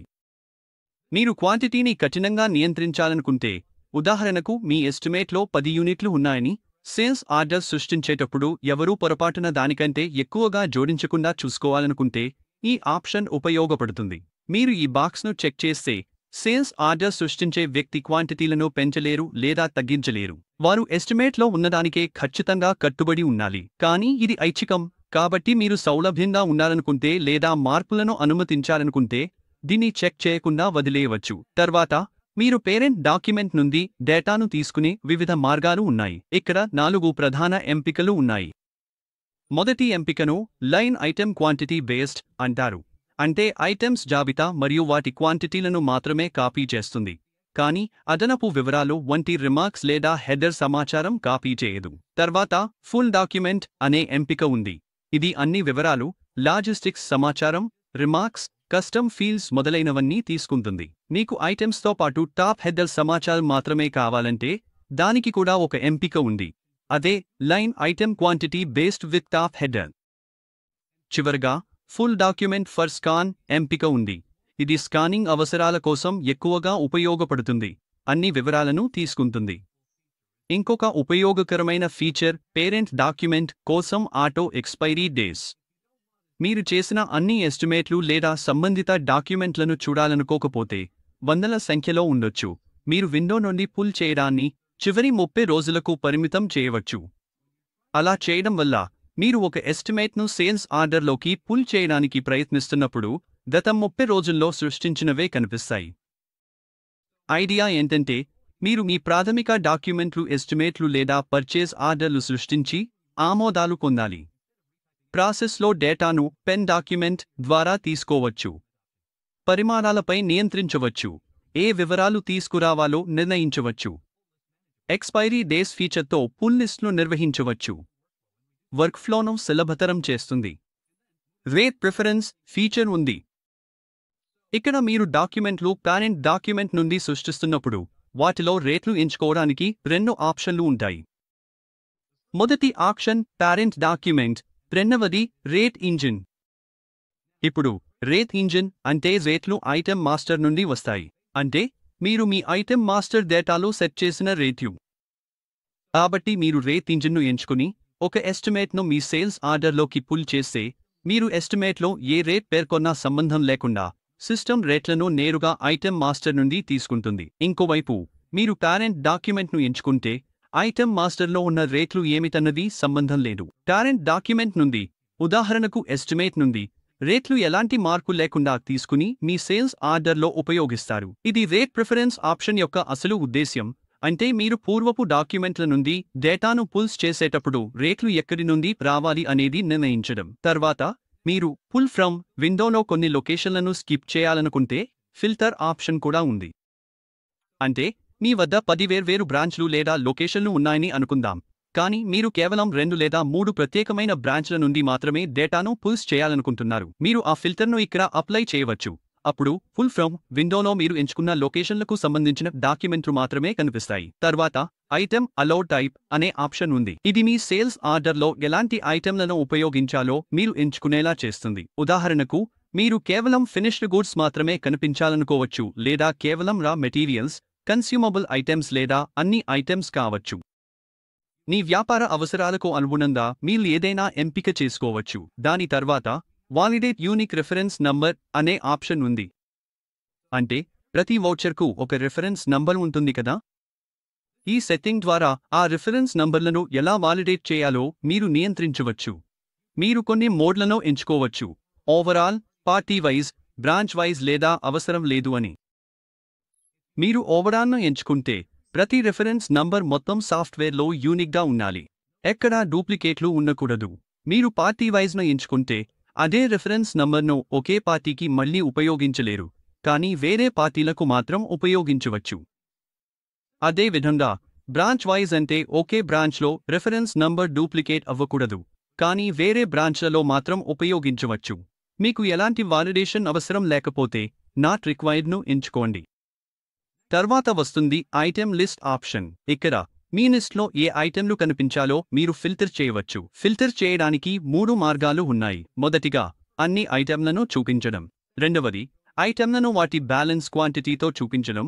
అయితే మీరు దీన్ని మార్చితే అప్డేట్స్ చూడాలంటే ఆ సెక్షన్ను రిఫ్రెష్ చేయాలి. మూడవది పాజిటివ్ బ్యాలెన్స్ ఉన్న ఐటెంలను మాత్రమే చూపించడం. అంటే మీ వద్ద వాస్తవంగా ఉన్న స్టాక్ మాత్రమే కనిపిస్తుంది. చివరగా మనం నంబరింగ్ సెక్షన్కి వచ్చాము. ఈ భాగం మీ వౌచర్ నంబర్లు ఎలా నిర్వహించబడతాయో నియంత్రిస్తుంది. మొదటిగా న్యూమరిక్ సిరీస్ ఉంటుంది. మీరు దీన్ని ఆటో లేదా మాన్యువల్గా సెట్ చేయవచ్చు. మీరు ఆటో ఎంచుకుంటే సాఫ్ట్వేర్ నంబర్లను కాలక్రమంగా ఆటోమేటిక్గా కేటాయిస్తుంది. ఉదాహరణకు 1, 2, 3 ఇలా. మరియు మీరు ఆ సీక్వెన్స్ను మాన్యువల్గా మార్చలేరు. ఉదాహరణకు మీ చివరి వౌచర్ నంబర్ 6 అయితే సాఫ్ట్వేర్ ఆటోమేటిక్గా తదుపరి వౌచర్కు 7వ నంబర్ను కేటాయిస్తుంది, మరియు మీరు నేరుగా 10వ నంబర్కు లేదా ఇలాంటి దేనికైనా వెళ్ళలేరు. కానీ మీరు మాన్యువల్ ఎంచుకుంటే మీరు కావాల్సిన ఏ వౌచర్ నంబర్నైనాగా నమోదు చేయవచ్చు. అందువల్ల మీరు నంబర్లను స్కిప్ చేయవచ్చు లేదా అవసరమైతే అవి క్రమం తప్పిన విధంగా కేటాయించవచ్చు. తర్వాత రీఇనిషియలైజ్ సిరీస్ అనే ఆప్షన్ ఉంది. ఇది మీ నంబరింగ్ సిరీస్ ఎప్పుడు మళ్లీ ప్రారంభమవుతుందో నిర్వచిస్తుంది. ఇది సంవత్సరానికి ఒకసారి, నెలకు ఒకసారి, ఎప్పుడూ కాదు, లేదా రోజుకు ఒకసారి కావచ్చు. ఉదాహరణకు మీరు డైలీ ఎంపిక చేస్తే ఈరోజు 99వ వౌచర్ సృష్టిస్తే తదుపరి రోజు మీ నంబరింగ్ మళ్లీ 1 నుండి ప్రారంభమవుతుంది. మీరు మీ వౌచర్లు మీ ఇష్టానుసారం క్రమం తప్పకుండా రీసెట్ కావాలనుకుంటే ఇది సహాయపడుతుంది. మరియు మనకు ప్రిఫిక్స్ ఆప్షన్ కూడా ఉంది. అనేక బ్రాంచ్లను కలిగి ఉంటే ప్రతి బ్రాంచ్ తన వౌచర్లను గుర్తించడానికి వేర్వేరు ప్రిఫిక్స్ ఉపయోగిస్తే ఇక్కడ సెట్ చేయవచ్చు. సంఖ్యా సిరీస్లకు సమానంగా ప్రిఫిక్స్లను ఎలా నిర్వహించాలనుకుంటున్నారో ఆధారంగా ఆటో లేదా మాన్యువల్ మోడ్ను ఎంచుకోవచ్చు. అందువల్ల నేను ముందు సంఖ్యా సిరీస్ గురించి చెప్పినట్లే మీకు ఆటో మరియు మాన్యువల్ ఆప్షన్లు ఉపయోగించవచ్చు. మీరు ఆటో న్యూమరిక్ ఆప్షన్ను ఎనేబుల్ చేస్తే సెట్టింగ్స్ సేవ్ చేసిన తర్వాత ప్రిఫిక్స్ సెక్షన్ యాక్టివ్ అవుతుంది. ఉదాహరణకు మీరు ఒక ప్రిఫిక్స్ సృష్టించాలనుకుంటున్నారని అనుకుందాం. మీరు ఆ ప్రిఫిక్స్ ఫీల్డ్పై క్లిక్ చేసి RVM లాంటి దాన్ని టైప్ చేయాలి. ఇది మీ మొదటి బ్రాంచ్కు ప్రిఫిక్స్గా ఉండొచ్చు. అందువల్ల మీరు RVM అనే ప్రిఫిక్స్ను సృష్టించాలని అనుకుంటే సిరీస్ ఇలా కనిపిస్తుంది: RVM 001. మీకు ఇంకో బ్రాంచ్ ఉంటే దానికి వేరే ప్రిఫిక్స్ను సృష్టించవచ్చు. ఉదాహరణకు RT అని పెట్టవచ్చు. అంటే మీరు మీ బిల్ నంబర్ సిరీస్కు అనేక ప్రిఫిక్స్లు పెట్టుకోవచ్చు, ఒక్కో బ్రాంచ్కి లేదా మీకు కావాల్సిన విభాగానికి ఒక్కటి. ఇప్పుడు మీరు ఆటో ప్రిఫిక్స్ను ఎంచుకుంటే ఆ ప్రిఫిక్స్ ఆటోమేటిక్గా ఎలా కేటాయించాలో మీరు నిర్ణయించవచ్చు. ఉదాహరణకు మీరు డాక్యుమెంట్ సెటప్లో కేటగిరీలు ఎనేబుల్ చేసి ఉంటే మీరు ప్రిఫిక్స్ను డాక్యుమెంట్ కేటగిరీ ఆధారంగా పెట్టవచ్చు. అందువల్ల మీరు ఒక నిర్దిష్ట కేటగిరీని ఎంచుకుంటే ఆ కేటగిరీకి తగిన ప్రిఫిక్స్ ఆటోమేటిక్గా వస్తుంది. లేదా మీరు బ్రాంచ్ల ఆధారంగా ప్రిఫిక్స్ను కేటాయించాలనుకుంటే లొకేషన్ మ్యాపింగ్ ను ఎంచుకోండి. తర్వాత ఆటో ప్రిఫిక్స్ మ్యాపింగ్ కి వెళ్ళండి. అక్కడ మీకు బ్రాంచ్ల జాబితా కనిపిస్తుంది మరియు ప్రతి బ్రాంచ్కి ఒక ప్రిఫిక్స్ను కేటాయించవచ్చు. ఉదాహరణకు ఒక బ్రాంచ్కి RTM4 వంటిది. దాన్ని సేవ్ చేయండి, అప్పుడు అది అనుగుణంగా పనిచేస్తుంది. అదంతా అయిపోయిన తర్వాత నంబర్ ఆఫ్ డిజిట్స్ అనే ఆప్షన్ ఉంటుంది. ఇది అంటే ప్రిఫిక్స్ తర్వాత మీ బిల్ నంబర్లో ఎన్ని అంకెలు ఉండాలనుకుంటున్నారో అదే. మీరు కనీసం 2 అంకెలను ఉపయోగించవచ్చు, గరిష్టంగా 6 అంకెల వరకు పెట్టవచ్చు. అందువల్ల మీరు ఎంచుకున్న దాని ఆధారంగా RVM 001 లేదా RVM 00001 వంటి ఫార్మాట్ను పొందవచ్చు. తర్వాత సెపరేటర్ అనే ఆప్షన్ ఉంటుంది. ఇది మీ ప్రిఫిక్స్ మరియు బిల్ నంబర్ ఎలా వేరు చేయబడతాయో నియంత్రిస్తుంది. మీరు slash, forward slash symbol, hyphen symbol, space లేదా అవి కలిపి ఉండాలంటే ఎలాంటి సెపరేటర్ లేకుండా కూడా ఎంచుకోవచ్చు. ఇప్పుడు మనం నోటిఫికేషన్ కన్ఫిగరేషన్స్ వైపు వెళ్దాం. ఇక్కడ మీరు మీ సేల్స్ ఆర్డర్ కాపీలను కస్టమర్లకు ఎలా షేర్ చేయాలనుకుంటున్నారో, ఉదాహరణకు ఇమెయిల్, SMS లేదా వాట్సాప్ ద్వారా సెటప్ చేయవచ్చు. ఈ సెట్టింగ్స్ అన్నింటినీ మీరు ఇక్కడ నియంత్రించవచ్చు. మొదటగా ఈమెయిల్ కాన్ఫిగరేషన్స్ లో మీరు కస్టమర్లకు సేల్స్ ఆర్డర్ పంపేటప్పుడు ఏ ఇమెయిల్ టెంప్లేట్ ఉపయోగించాలో నిర్ణయించవచ్చు. మీకు రెండు ఎంపికలు ఉన్నాయి: టెంప్లేట్ ఆధారిత లేదా సింపుల్ ఫార్మాట్. టెంప్లేట్ ఆధారిత అంటే మీ అవసరాలకు అనుగుణంగా అనేక టెంప్లేట్లను డిజైన్ చేసి ఉపయోగించవచ్చు. సింపుల్ ఫార్మాట్ అనేది డిఫాల్ట్ స్టైల్. మీరు కస్టమ్ టెంప్లేటు సృష్టించకపోతే ఇది ఉపయోగించబడుతుంది. తర్వాత ఆటో ఈమెయిల్స్ ఆన్ అనే సెట్టింగ్ ఉంది. ఇది ఇమెయిల్స్ ఎప్పుడు ఆటోమేటిక్గా పంపించాలో మీరు ఖచ్చితంగా నిర్ణయించుకునేలా చేస్తుంది. ఉదాహరణకు, సృష్టించినప్పుడు, జోడించినప్పుడు, ఆమోదించినప్పుడు లేదా వౌచర్ రద్దు చేసినప్పుడు ఇమెయిల్స్ పంపించవచ్చు. ఈ అన్ని ఆప్షన్లను లేదా మీకు కావాల్సిన వాటిని మాత్రమే ఎంచుకోవచ్చు. తర్వాత మీరు ఇమెయిల్ సబ్జెక్ట్ లైన్ను కస్టమైజ్ చేయవచ్చు. మీరు ఉదాహరణకు తో పాటు సేల్స్ ఆర్డర్ నంబర్ లేదా డాక్యుమెంట్ నంబర్ వంటివి ఉపయోగించవచ్చు. ఇమెయిల్ ఎవరికి పంపాలో కూడా మీరు ఎంచుకోవచ్చు. Stock holder, party, salesmen, location లేదా వేర్హౌస్ వంటి వివిధ మాస్టర్ కేటగిరీల నుంచి ఎంచుకోవచ్చు. మీ అవసరానికి అనుగుణంగా మీరు అనేక రెసిపియెంట్లను ఎంచుకోవచ్చు. మీరు ఇంకెవరినైనా సీసీ చేయాలనుకుంటే వారి ఇమెయిల్ను ఇక్కడ జోడించవచ్చు. అలాగే అవసరమైతే బీసీసీ అడ్రస్లను కూడా జోడించవచ్చు. చివరిగా డాక్యుమెంట్ ప్రింట్ పీడీఎఫ్ అటాచ్మెంట్ అనే ఆప్షన్ ఉంది. మీరు కస్టమర్కు ఇమెయిల్ పంపేటప్పుడు సేల్స్ ఆర్డర్ను పీడీఎఫ్ అటాచ్మెంట్గా పంపాలా, డాక్యుమెంట్కు లింక్ పంపాలా, లేదా కొన్ని ప్రాథమిక వివరాలు పంపాలా అని మీరు నిర్ణయించవచ్చు. మీరు అటాచ్మెంట్ ఎంపిక చేస్తే పీడీఎఫ్ ఫైల్ ఆటోమేటిక్గా ఇమెయిల్తో పాటు పంపబడుతుంది. మీరు లింక్ పంపే ఆప్షన్ను ఎంచుకుంటే సేల్స్ ఆర్డర్కు లింక్ మీ కస్టమర్లకు ఇమెయిల్ పంపబడుతుంది. మీరు నాట్ రిక్వైర్డ్ ఎంపిక చేస్తే కేవలం కనీస వివరాలు పంపబడతాయి. ఉదాహరణకు sales order number, document number, company పేరు వంటివి. అలాగే మీరు సేల్స్ ఆర్డర్కు ఏదైనా డాక్యుమెంట్ను అటాచ్ చేసి అటాచ్మెంట్ ఆప్షన్ను టిక్ చేసి ఉంటే ఆ డాక్యుమెంట్ కూడా మీ కస్టమర్ మెయిల్ ఐడికి ఇమెయిల్ ద్వారా పంపబడుతుంది. ఇప్పుడు SMS కాన్ఫిగరేషన్ వైపు సాగుదాం. ఇది కూడా దాదాపు అదే విధంగా పనిచేస్తుంది. మీరు ఆటోను ఆన్ లేదా ఆఫ్ చేయవచ్చు. ఇప్పుడు SMS నోటిఫికేషన్ను పంపాలో ఎంచుకోవచ్చు. అవి ఎవరికి పంపాలో నిర్ణయించవచ్చు. మీరు SMS టెంప్లేట్లను జాబితా నుండి ఎంచుకోవచ్చు. అలాగే మీరు ఒక నిర్దిష్ట నంబర్కు పంపాలనుకుంటే, ఉదాహరణకు మీ హెడ్ ఆఫీస్ నంబర్ లేదా ఒక ప్రత్యేక వ్యక్తికి, ఆ నంబర్ను ఇక్కడ పేర్కొనవచ్చు. అప్పుడు అన్ని సేల్స్ ఆర్డర్ నోటిఫికేషన్లు ఆ నంబర్కు కూడా పంపబడతాయి. తర్వాత మనకు వాట్సాప్ కాన్ఫిగరేషన్ ఉంది. ఇక్కడ మీరు ఎప్పుడు వాట్సాప్ సందేశాలు పంపాలో, ఎవరికి పంపాలో మరియు ఏ రకమైన వాట్సాప్ సందేశం పంపాలో నిర్ణయించవచ్చు.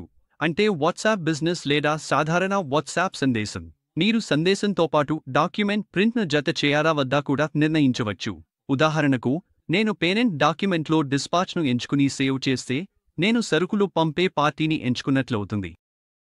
తర్వాత నేను పుల్ ఫ్రమ్ డిస్పాచ్ క్లిక్ చేస్తే పంపిన పరిమాణాలను ఎంచుకోవచ్చు. ఉదాహరణకు, నేను 2 పరిమాణాలు పంపితే ఒక పరిమాణం పార్టీ నుండి తిరిగి వచ్చింది అనుకోండి. ఆ రిటర్న్ పరిమాణాన్ని ఎంచుకుని సేవ్ చేయవచ్చు. ఈ విధంగా డిస్పాచ్ సమయంలో పార్టీ ఏదైనా వస్తువులు తిరిగి ఇచ్చినట్లయితే మీరు సేల్స్ రిటర్న్ చలాన్ను రూపొందించవచ్చు. ఇప్పుడు సేల్స్ ఇన్వాయిస్ విషయానికి వస్తే, మీరు ఒక పరిమాణాన్ని పార్టీకి అమ్మినట్లయితే అనుకోండి. మీరు గోదామును సెట్ చేసుకున్నట్లయితే ఇక్కడ గోదామును ఎంచుకోవచ్చు. తర్వాత మీరు మళ్లీ డిస్పాచ్ డాక్యుమెంట్ నుండి డేటాను పుల్ చేసి పంపిన పరిమాణాన్ని ఎంచుకుని ముందుకు సాగాలి. సేల్స్ ఇన్వాయిస్ స్క్రీన్లో మీరు కొత్త ఆప్షన్లు కనుగొంటారు. ఉదాహరణకు, రిసీవ్డ్ అమౌంట్. ఇన్వాయిస్ తయారు చేసే సమయంలో మీరు ఏదైనా అడ్వాన్స్ పేమెంట్ తీసుకున్నట్లయితే ఆ మొత్తాన్ని ఇక్కడ నమోదు చేయవచ్చు. అలాగే మీరు ఈ మొత్తాన్ని ఏ క్యాష్ లేదా బ్యాంక్ ఖాతాలో స్వీకరించారో ఎంచుకోవాలి. ఉదాహరణకు, మొత్తం బిల్ 50,000 అయితే మీరు 5,000 అడ్వాన్స్గా తీసుకున్నట్లయితే ఇక్కడ 5,000 నమోదు చేయాలి. మిగిలిన 45,000 మీ క్రెడిట్ సేల్ అవుతుంది. మీకు కావాలంటే మిగిలిన మొత్తానికి అమీస్ అంటే ఆటోమేటెడ్ మంత్లీ ఇన్స్టాల్మెంట్స్ సృష్టించవచ్చు. ఉదాహరణకు, మీరు ఇప్పటికే 5,000ను మీ యూపీఐ ఖాతాలో డౌన్ పేమెంట్గా తీసుకున్నారని, మిగిలిన 45,000ను ఇన్స్టాల్మెంట్లలో వసూలు చేయాలనుకుంటున్నారని అనుకుందాం. మీరు అమీస్ సంఖ్యను, ఉదాహరణకు 6 ఇన్స్టాల్మెంట్లు సెట్ చేసి ప్రారంభ తేదీని ఎంచుకోవచ్చు. బహుశా ఈరోజే. తర్వాత కేవలం జనరేట్ పై క్లిక్ చేయండి. గమనించండి, ఈ సెక్షన్లో వివరాలు మాత్రమే నిల్వ చేయబడతాయి. ఇక్కడ ఎలాంటి పోస్ట్ చేయడం లేదా రిపోర్టింగ్ ఉండదు. మీరు ఎప్పుడైనా డెక్పై క్లిక్ చేసి తదుపరి మీ డ్యూ డేట్ను చెక్ చేయవచ్చు. సేల్స్ ఇన్వాయిస్లో మరికొన్ని ఇతర ఆప్షన్లు కూడా ఉన్నాయి. ఉదాహరణకు, మీరు మీ B2B ఇన్వాయిస్లకు ఏదైనా ప్రమోషన్ సృష్టించి ఉంటే దాన్ని రన్ చేయవచ్చు. ప్రమోషన్ను ఎలా సృష్టించాలో మేము తర్వాత పోస్ట్ మాడ్యూల్లో వివరంగా చెప్పబోతున్నాం. అలాగే ఇక్కడ షెడ్యూల్ ఆప్షన్ కూడా ఉంది. మీరు ప్రతిసారి మానవీయంగా ఈ ఇన్వాయిస్ను సృష్టించకుండా ప్రతి నెల ఆటోమేటిక్గా సృష్టించాలనుకుంటే ఇన్వాయిస్ను సేవ్ చేసిన తర్వాత ఆ పని చేయవచ్చు. ఇన్వాయిస్ను సృష్టించే సమయంలో కాకుండా దాన్ని మోడిఫై చేసినప్పుడు మాత్రమే షెడ్యూల్ ఆప్షన్ అందుబాటులోకి వస్తుంది. చివరగా, మీరు ఒక్కొక్కటిగా సేల్స్ బిల్లులు మానవీయంగా సృష్టించకూడదనుకుంటే మరియు మీ వద్ద అనేక సేల్స్ బిల్లులు సిద్ధంగా ఉంటే వాటిని అన్నింటినీ ఒకేసారి ఎక్సెల్ నుండి ఇంపోర్ట్ చేయవచ్చు. ఈ విధంగా మీరు ఒక్క క్లిక్తో సేల్స్ బిల్లులను బల్క్గా అప్లోడ్ చేయడం ద్వారా చాలా సమయం ఆదా చేసుకోవచ్చు. అంతేకాక, తదుపరి మనకు సేల్స్ ఆర్డర్లో నోటిఫికేషన్ సెక్షన్ మరియు దాని కాన్ఫిగరేషన్ ఉంది. ముందుగా మనకు ఇమెయిల్ కాన్ఫిగరేషన్ ఉంది. ఇమెయిల్ కాన్ఫిగరేషన్లో మీకు నోటిఫికేషన్ సిస్టమ్ ఉంటుంది.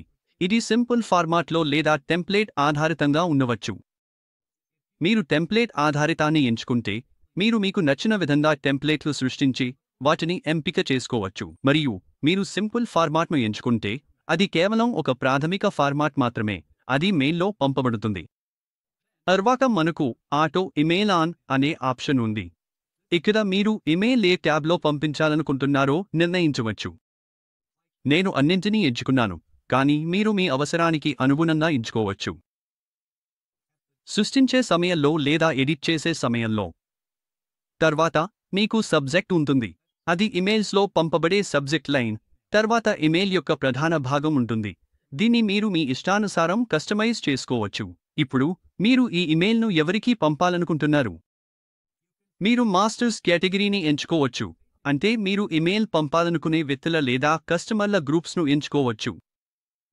అలాగే మీరు ఎవరినైనా లో ఉంచాలనుకుంటే ప్రతిసారి మెయిల్ కస్టమర్కి వెళ్ళినప్పుడు లో ఉన్న వ్యక్తికి మెయిల్ వస్తుంది. అదేవిధంగా మీరు BCC కూడా జోడించవచ్చు. మీరు మీ డాక్యుమెంట్ను అటాచ్ చేసినట్లయితే దాని అటాచ్మెంట్ను కూడా పొందాలనుకుంటే ఇక్కడ అటాచ్మెంట్ ఆప్షన్ను ఎంచుకోవచ్చు. మీరు మీ సేల్స్ ఆర్డర్కు సంబంధించిన లింక్ను కూడా పంపాలనుకుంటే లింక్ ఆప్షన్ను ఎంచుకోవచ్చు లేదా అవసరం లేకపోతే నాట్ రిక్వైర్డ్ను ఎంచుకోవచ్చు. మీరు ఈమెయిల్తో పాటు అటాచ్ చేసిన డాక్యుమెంట్ కూడా పంపాలనుకుంటే ఆ ఆప్షన్ను ఎంచుకుని అటాచ్మెంట్ బాక్స్ను చెక్ చేయవచ్చు. తర్వాత మనకు SMS ఆప్షన్ ఉంది. ఇది కూడా ఇలానే పనిచేస్తుంది. మీరు ఆటో SMS ఆన్ లేదా ఆఫ్ చేయవచ్చు. తర్వాత ఎవరికి SMS పంపాలో నిర్ణయించవచ్చు. అలాగే డిఫాల్ట్ ఆప్షన్లలోని టెంప్లేట్లను ఎంచుకోవచ్చు. అలాగే మీరు ఇక్కడ ఒక ఫిక్స్ చేసిన నంబర్ను, ఉదాహరణకు CC నంబర్ను పేర్కొనవచ్చు. ప్రతిసారి SMS వెళ్తే ఆ నంబర్కి కూడా నోటిఫికేషన్ వస్తుంది. మీరు మీ హెడ్ ఆఫీస్ లేదా ఒక నిర్దిష్ట వ్యక్తికి ఎప్పుడూ సేల్స్ ఆర్డర్ నోటిఫికేషన్ను రావాలనుకుంటే ఇది ఉపయోగపడుతుంది. తర్వాత మనకు వాట్సాప్ కాన్ఫిగరేషన్ ఉంది. ఇది కూడా దాదాపు ఇదే విధంగా ఉంటుంది. మీరు ఆటో వాట్సాప్ ఆన్ చేయవచ్చు, మెసేజ్ పంపే సమయాన్ని ఎంచుకోవచ్చు, అలాగే ఎవరికి పంపాలో కూడా ఎంచుకోవచ్చు. తర్వాత మీరు వాట్సాప్ వెబ్ లేదా వాట్సాప్ బిజినెస్ ద్వారా పంపించాలా అనేది నిర్ణయించవచ్చు. ఇక్కడ మీరు మీ స్వంత మెసేజ్ టెంప్లేట్లను కూడా సృష్టించవచ్చు. ఇంకా డాక్యుమెంట్ ప్రింట్ను అటాచ్ చేసే ఆప్షన్ కూడా ఉంది, అంటే సేల్స్ ఆర్డర్ యొక్కను మెసేజ్తో పాటు పంపించవచ్చు.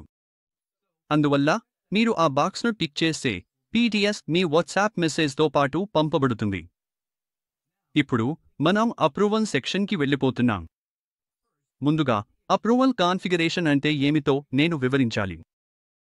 అంటే మీరు ఒక వ్యాపారం నడుపుతున్నప్పుడు సాధారణంగా అనేక మంది పాల్గొంటారు.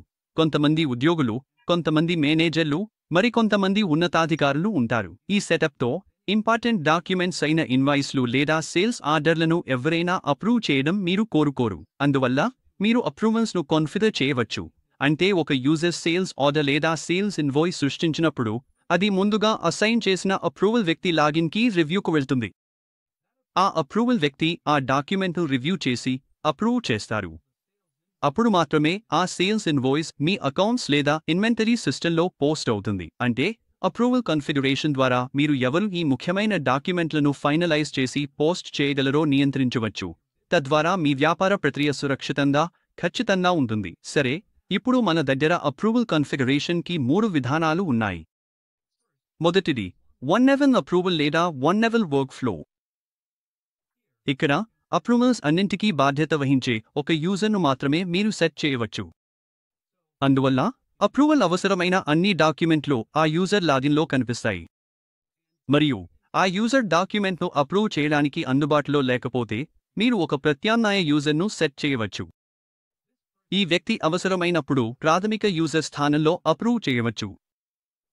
తర్వాత టూ లెవెల్ అప్రూవల్ విధానం ఉంది. ఇందులో మీరు ఇద్దరు యూజర్లను మరియు ఇద్దరు ప్రత్యామ్నాయ యూజర్లను కూడా పేర్కొనవచ్చు. అంటే ఇది అప్రూవల్కి ఇంకొక లేయర్ను జోడిస్తుంది, బహుశా ఎక్కువ నియంత్రణ కోసం లేదా వేరే రకాల డాక్యుమెంట్ల కోసం. మూడవది, మన దగ్గర వర్క్ ఫ్లో కాన్ఫిగరేషన్ ఉంది. ఇది మరింత లవచికంగా మరియు శక్తివంతంగా ఉంటుంది. మీరు వివిధ షరతుల ఆధారంగా మీకు కావాల్సిన విధంగా కస్టమ్ వర్క్ ఫ్లో సృష్టించుకోవచ్చు. ఉదాహరణకు, మీరు ఇలా సెట్ చేయవచ్చు: 50,000 వరకు ఉన్న బిల్ మొత్తం పర్సన్ Xకి అప్రూవల్కి వెళ్ళాలి. 1,00,000 లేదా 1.5 లక్షల కంటే ఎక్కువ బిల్ మొత్తం పర్సన్ Yకి అప్రూవల్కి వెళ్ళాలి. అంటే మీ వ్యాపార ప్రక్రియకు పూర్తిగా సరిపోయే అప్రూవల్ మేట్రిక్స్ను మీరు నిర్మించుకోవచ్చు. ఇది అప్రూవల్ కాన్ఫిగరేషన్ యొక్క సమగ్ర అవలోకనం. ఇప్పుడు మనం మన సేల్స్ ఆర్డర్ ప్రాసెస్ను కొనసాగిద్దాం. ఇక్కడ నేను సేల్స్ ఆర్డర్ను ఒక ఎస్టిమేట్ నుండి తీసుకుంటున్నాను. ముందుగా పార్టీను ఎంచుకోండి. ఉదాహరణకు, నేను B&W ఇండియా కోసం ఒక ఎస్టిమేట్ సృష్టించాను. తర్వాత పుల్ ఫ్రమ్ ఎస్టిమేట్ పై క్లిక్ చేయండి. మీరు కావాల్సిన ఎస్టిమేట్ను ఎంచుకోండి మరియు దాన్ని సేవ్ చేయండి. తర్వాత మన దగ్గర డిస్పాచ్ భాగం ఉంటుంది. ఉదాహరణకు, మీ వస్తువులను డిస్పాచ్ చేయాల్సిన సమయం వచ్చింది అనుకోండి. మీరు ఒక 100 పరిమాణాలకు సేల్స్ ఆర్డర్ సృష్టించారని అనుకోండి. ఇప్పుడు ఆ పరిమాణాలను డిస్పాచ్ చేయబోతున్నారు. మళ్ళీ పార్టీను ఎంచుకోండి, అంటే B&W. ఇప్పుడు ఇక్కడ ఒక కన్ఫిగరేషన్ను సెట్ చేయాలి. మీరు డిస్పాచ్ను ఏ డాక్యుమెంట్ నుండి తీసుకోవాలనుకుంటున్నారో మీరు నిర్ణయించాలి. అది estimate, sales order, sales invoice లేదా గూడ్స్ రిసీప్ట్ నోట్ అయినా కావచ్చు. మీ ప్రాసెస్ను బట్టి మీరు అనుగుణంగా ఎంచుకోండి. ఇక్కడ నేను సేల్స్ ఆర్డర్ను ఎంచుకుంటున్నాను. తర్వాత ఓకే పై క్లిక్ చేయండి. ఇప్పుడు పుల్ ఫ్రమ్ ఆర్డర్ పై క్లిక్ చేయండి. మీరు సృష్టించిన ఆర్డర్ను ఎంచుకోండి. తర్వాత క్రియేట్ చేసి సేవ్ చేయండి. తర్వాత మనకు సేల్స్ రిటెన్షన్ ఉంది. ఉదాహరణకు, మీరు డిస్పాచ్ సమయంలో ఒక 100 పరిమాణాలు పంపారు, కానీ పార్టీ తిరిగి రాసి చెబుతుంది అందులో 10 ఉత్పత్తులు డెలివరీ తర్వాత డ్యామేజ్ అయ్యాయో లేదా క్వాలిటీ సమస్యలు ఉన్నాయో అని. బహుశా కొన్ని వస్తువులు విరిగిపోయి ఉండవచ్చు లేదా క్వాలిటీ స్టాండర్డ్స్ను అందుకోలేకపోయి ఉండవచ్చు. కారణం ఏదైనా కావచ్చు. దానికి మీరు సేల్స్ రిటెన్షన్ లేదా డిస్పాచ్ రిటెన్షన్ సృష్టించవచ్చు. మళ్ళీ పార్టీను ఎంచుకోండి. ఈ సందర్భంలో B&W. తర్వాత డిస్పాచ్ నుండి పుల్ చేయండి. ఉదాహరణకు, మీరు 4 పరిమాణాలు డిస్పాచ్ చేశారు, అందులో 2 డిఫెక్టివ్ అని పార్టీ చెబుతుంది. ఆ 2 పరిమాణాలను ఇక్కడ ఎంచుకుని రిటెన్షన్ను నమోదు చేయవచ్చు. మరొక విషయం, మీరు మీ డాక్యుమెంట్లను భాగంగా కూడా పుల్ చేయవచ్చు. ఈ విండోలో మీరు ప్రతి వౌచర్ నంబర్ ద్వారా వేరు చేయబడిన డాక్యుమెంట్లను ప్రతి ఇన్వాయిస్కు సెలెక్ట్ లేదా అన్సెలెక్ట్ ఎంపికలతో చూడవచ్చు. అందువల్ల మీ సేల్స్లో లేదా ఈ పుల్ ఫ్రమ్ డిస్పాచ్ విండోలో మీకు అనేక వౌచర్లు ఉంటే, మీరు ఇన్వాయిస్ లేదా బిల్ నంబర్ ద్వారా ఫిల్టర్ చేసి శోధించవచ్చు. మరియు మీరు మొత్తం డాక్యుమెంట్ను ఒకేసారి పుల్ చేయాలనుకోకపోతే, మీరు ఇప్పుడు కావాల్సిన నిర్దిష్ట లైన్ ఐటమ్స్ మాత్రమే ఎంచుకోవచ్చు. ఉదాహరణకు, ఇప్పుడు 2 ఐటమ్స్ పుల్ చేయండి, మిగతావి తర్వాత కోసం అందుబాటులో ఉంటాయి. లేదా మీరు ఒక ఐటమ్ యొక్క భాగ పరిమాణాన్ని పుల్ చేయాలనుకుంటే, ఇక్కడ ఖచ్చితమైన పరిమాణాన్ని నమోదు చేయవచ్చు. ఉదాహరణకు, మీరు 4 పరిమాణాలను డిస్పాచ్ చేశారు, కానీ ప్రస్తుతం మీరు 2 పరిమాణాలను రిటర్న్ తీసుకుంటున్నారు. మీరు ఇక్కడ 2 పరిమాణాలను సులభంగా పేర్కొని ఓకే క్లిక్ చేయవచ్చు. ఇలా చేస్తే ఆ రిటర్న్ అయిన ఐటమ్స్ కోసం సేల్స్ రిటెన్షన్ ఛాలెంజ్ సృష్టించబడుతుంది. తర్వాత మీరు సేల్స్ ఇన్వాయిస్ సృష్టించడంలోకి వెళ్తారు. ఇది ప్రధానమైన దశ. సేల్స్ ఇన్వాయిస్లో మీరు వేర్ హౌస్ ఇప్పటికే సృష్టించబడితే దాన్ని ఎంచుకోవచ్చు. తర్వాత కస్టమర్ను ఎంచుకోండి. ఈ సందర్భంలో B&W. ఆ తర్వాత పుల్ ఫ్రమ్ డిస్పాచ్ పై క్లిక్ చేయండి. మీరు 4 పరిమాణాలను పంపినందున మీరు ఆ 4 పరిమాణాలకు అమ్మకపు బిల్లును సృష్టిస్తారు. పత్రాలను లాగడానికి మీరు డిస్పాచ్ ఎంపికను ఎంచుకుంటారు. ఇది ఇక్కడ అమ్మకాల డేటాను లాగడానికి ప్రధాన మార్గం. గుర్తుంచుకోండి, మీరు పత్రాలను లాగడానికి ముందు ఈ ఎంపికలను కాన్ఫిగర్ చేయాలి. అమ్మకాల ఇన్వాయిస్లో కొన్ని ముఖ్యమైన ఎంపికలు కూడా అందుబాటులో ఉన్నాయి. అందుకున్న మొత్తం. మీ బిల్లు 50,000 రూపాయలకు వచ్చిందనుకుందాం, కానీ మీకు ఇప్పటికే 5,000 ముందస్తు చెల్లింపుగా అందింది. మీరు ఆ ముందస్తు మొత్తాన్ని ఇక్కడ పేర్కొనవచ్చు మరియు మీరు అందుకున్న లెడ్జర్ను కూడా ఎంచుకోవచ్చు. అది యూపీఐ, నగదు లేదా ఇతర చెల్లింపు విధానం అయినా సరే. ఈఎంఐ రూపొందించండి. ఈ మొత్తానికి మీరు ఈఎంఐ రూపొందించాలనుకుంటే జనరేట్ ఈఎంఐపై క్లిక్ చేయవచ్చు.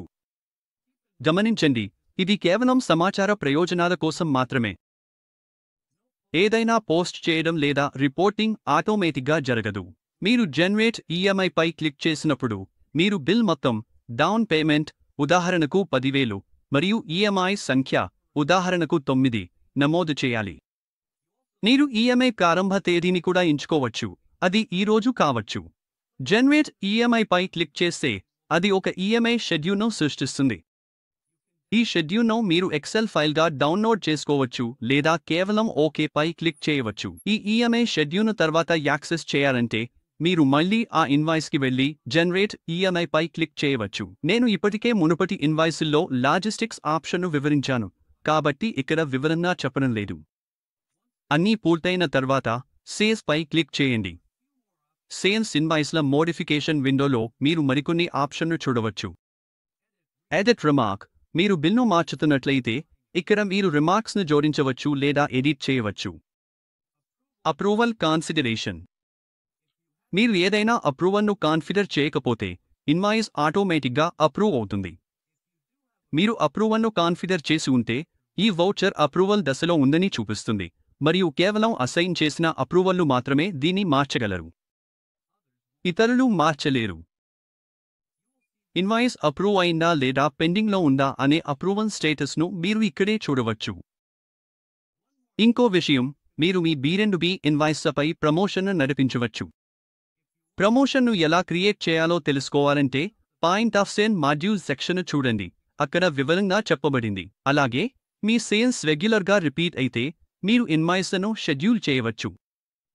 ఉదాహరణకు, మీరు ప్రతి నెలా ఒకే సేల్స్ ఇన్వాయిస్ క్రియేట్ చేయాలనుకుంటే షెడ్యూల్ ఆప్షన్ను ఉపయోగించవచ్చు.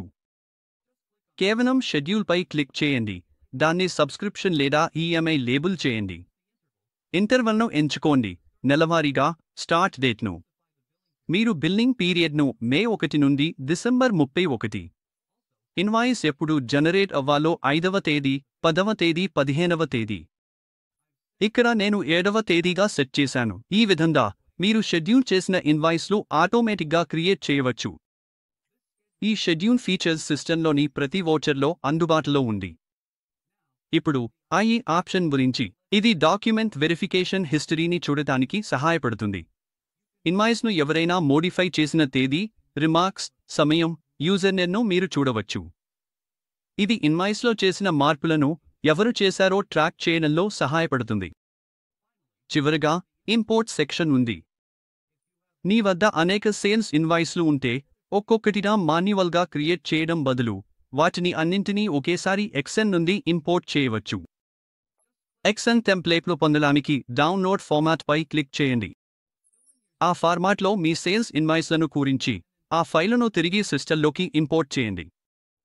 ఈ విధంగా మీరు చాలా ఇన్వాయిస్లు క్రియేట్ చేయాల్సి ఉంటే చాలా సమయం ఆదా చేయవచ్చు. ఇంపోర్ట్ షీట్లోని ప్రధాన కాలమ్స్ను నేను మీకు వివరంగా చూపిస్తాను.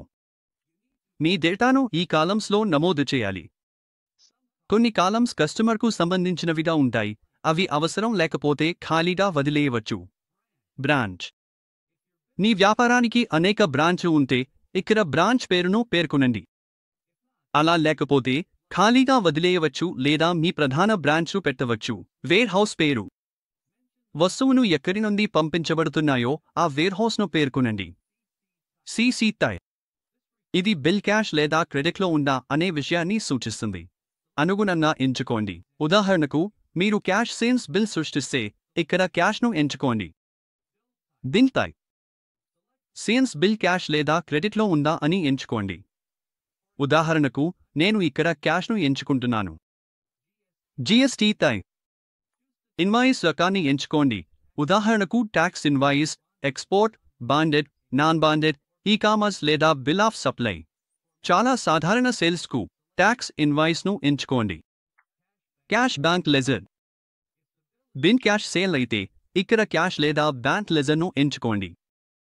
ఇది క్రెడిట్ అయితే ఈ కాలంను ఖాళీగా వదిలేయండి. కేటగిరీ. ఏదైనా ప్రత్యేక బిల్ కేటగిరీ ఉంటే ఇక్కడ పేర్కొనండి. లేకపోతే ఖాళీగా వదిలేయండి. పార్టీ పేరు. కస్టమర్ లేదా పార్టీ పేరును పేర్కొనండి. ఉదాహరణకు నేను ఇక్కడ నమోదు చేస్తున్నాను. Party email. పార్టీకి ఇమెయిల్ అడ్రస్ ఉంటే ఇక్కడ పేర్కొనవచ్చు, కానీ ఇది ఐచ్ఛికం.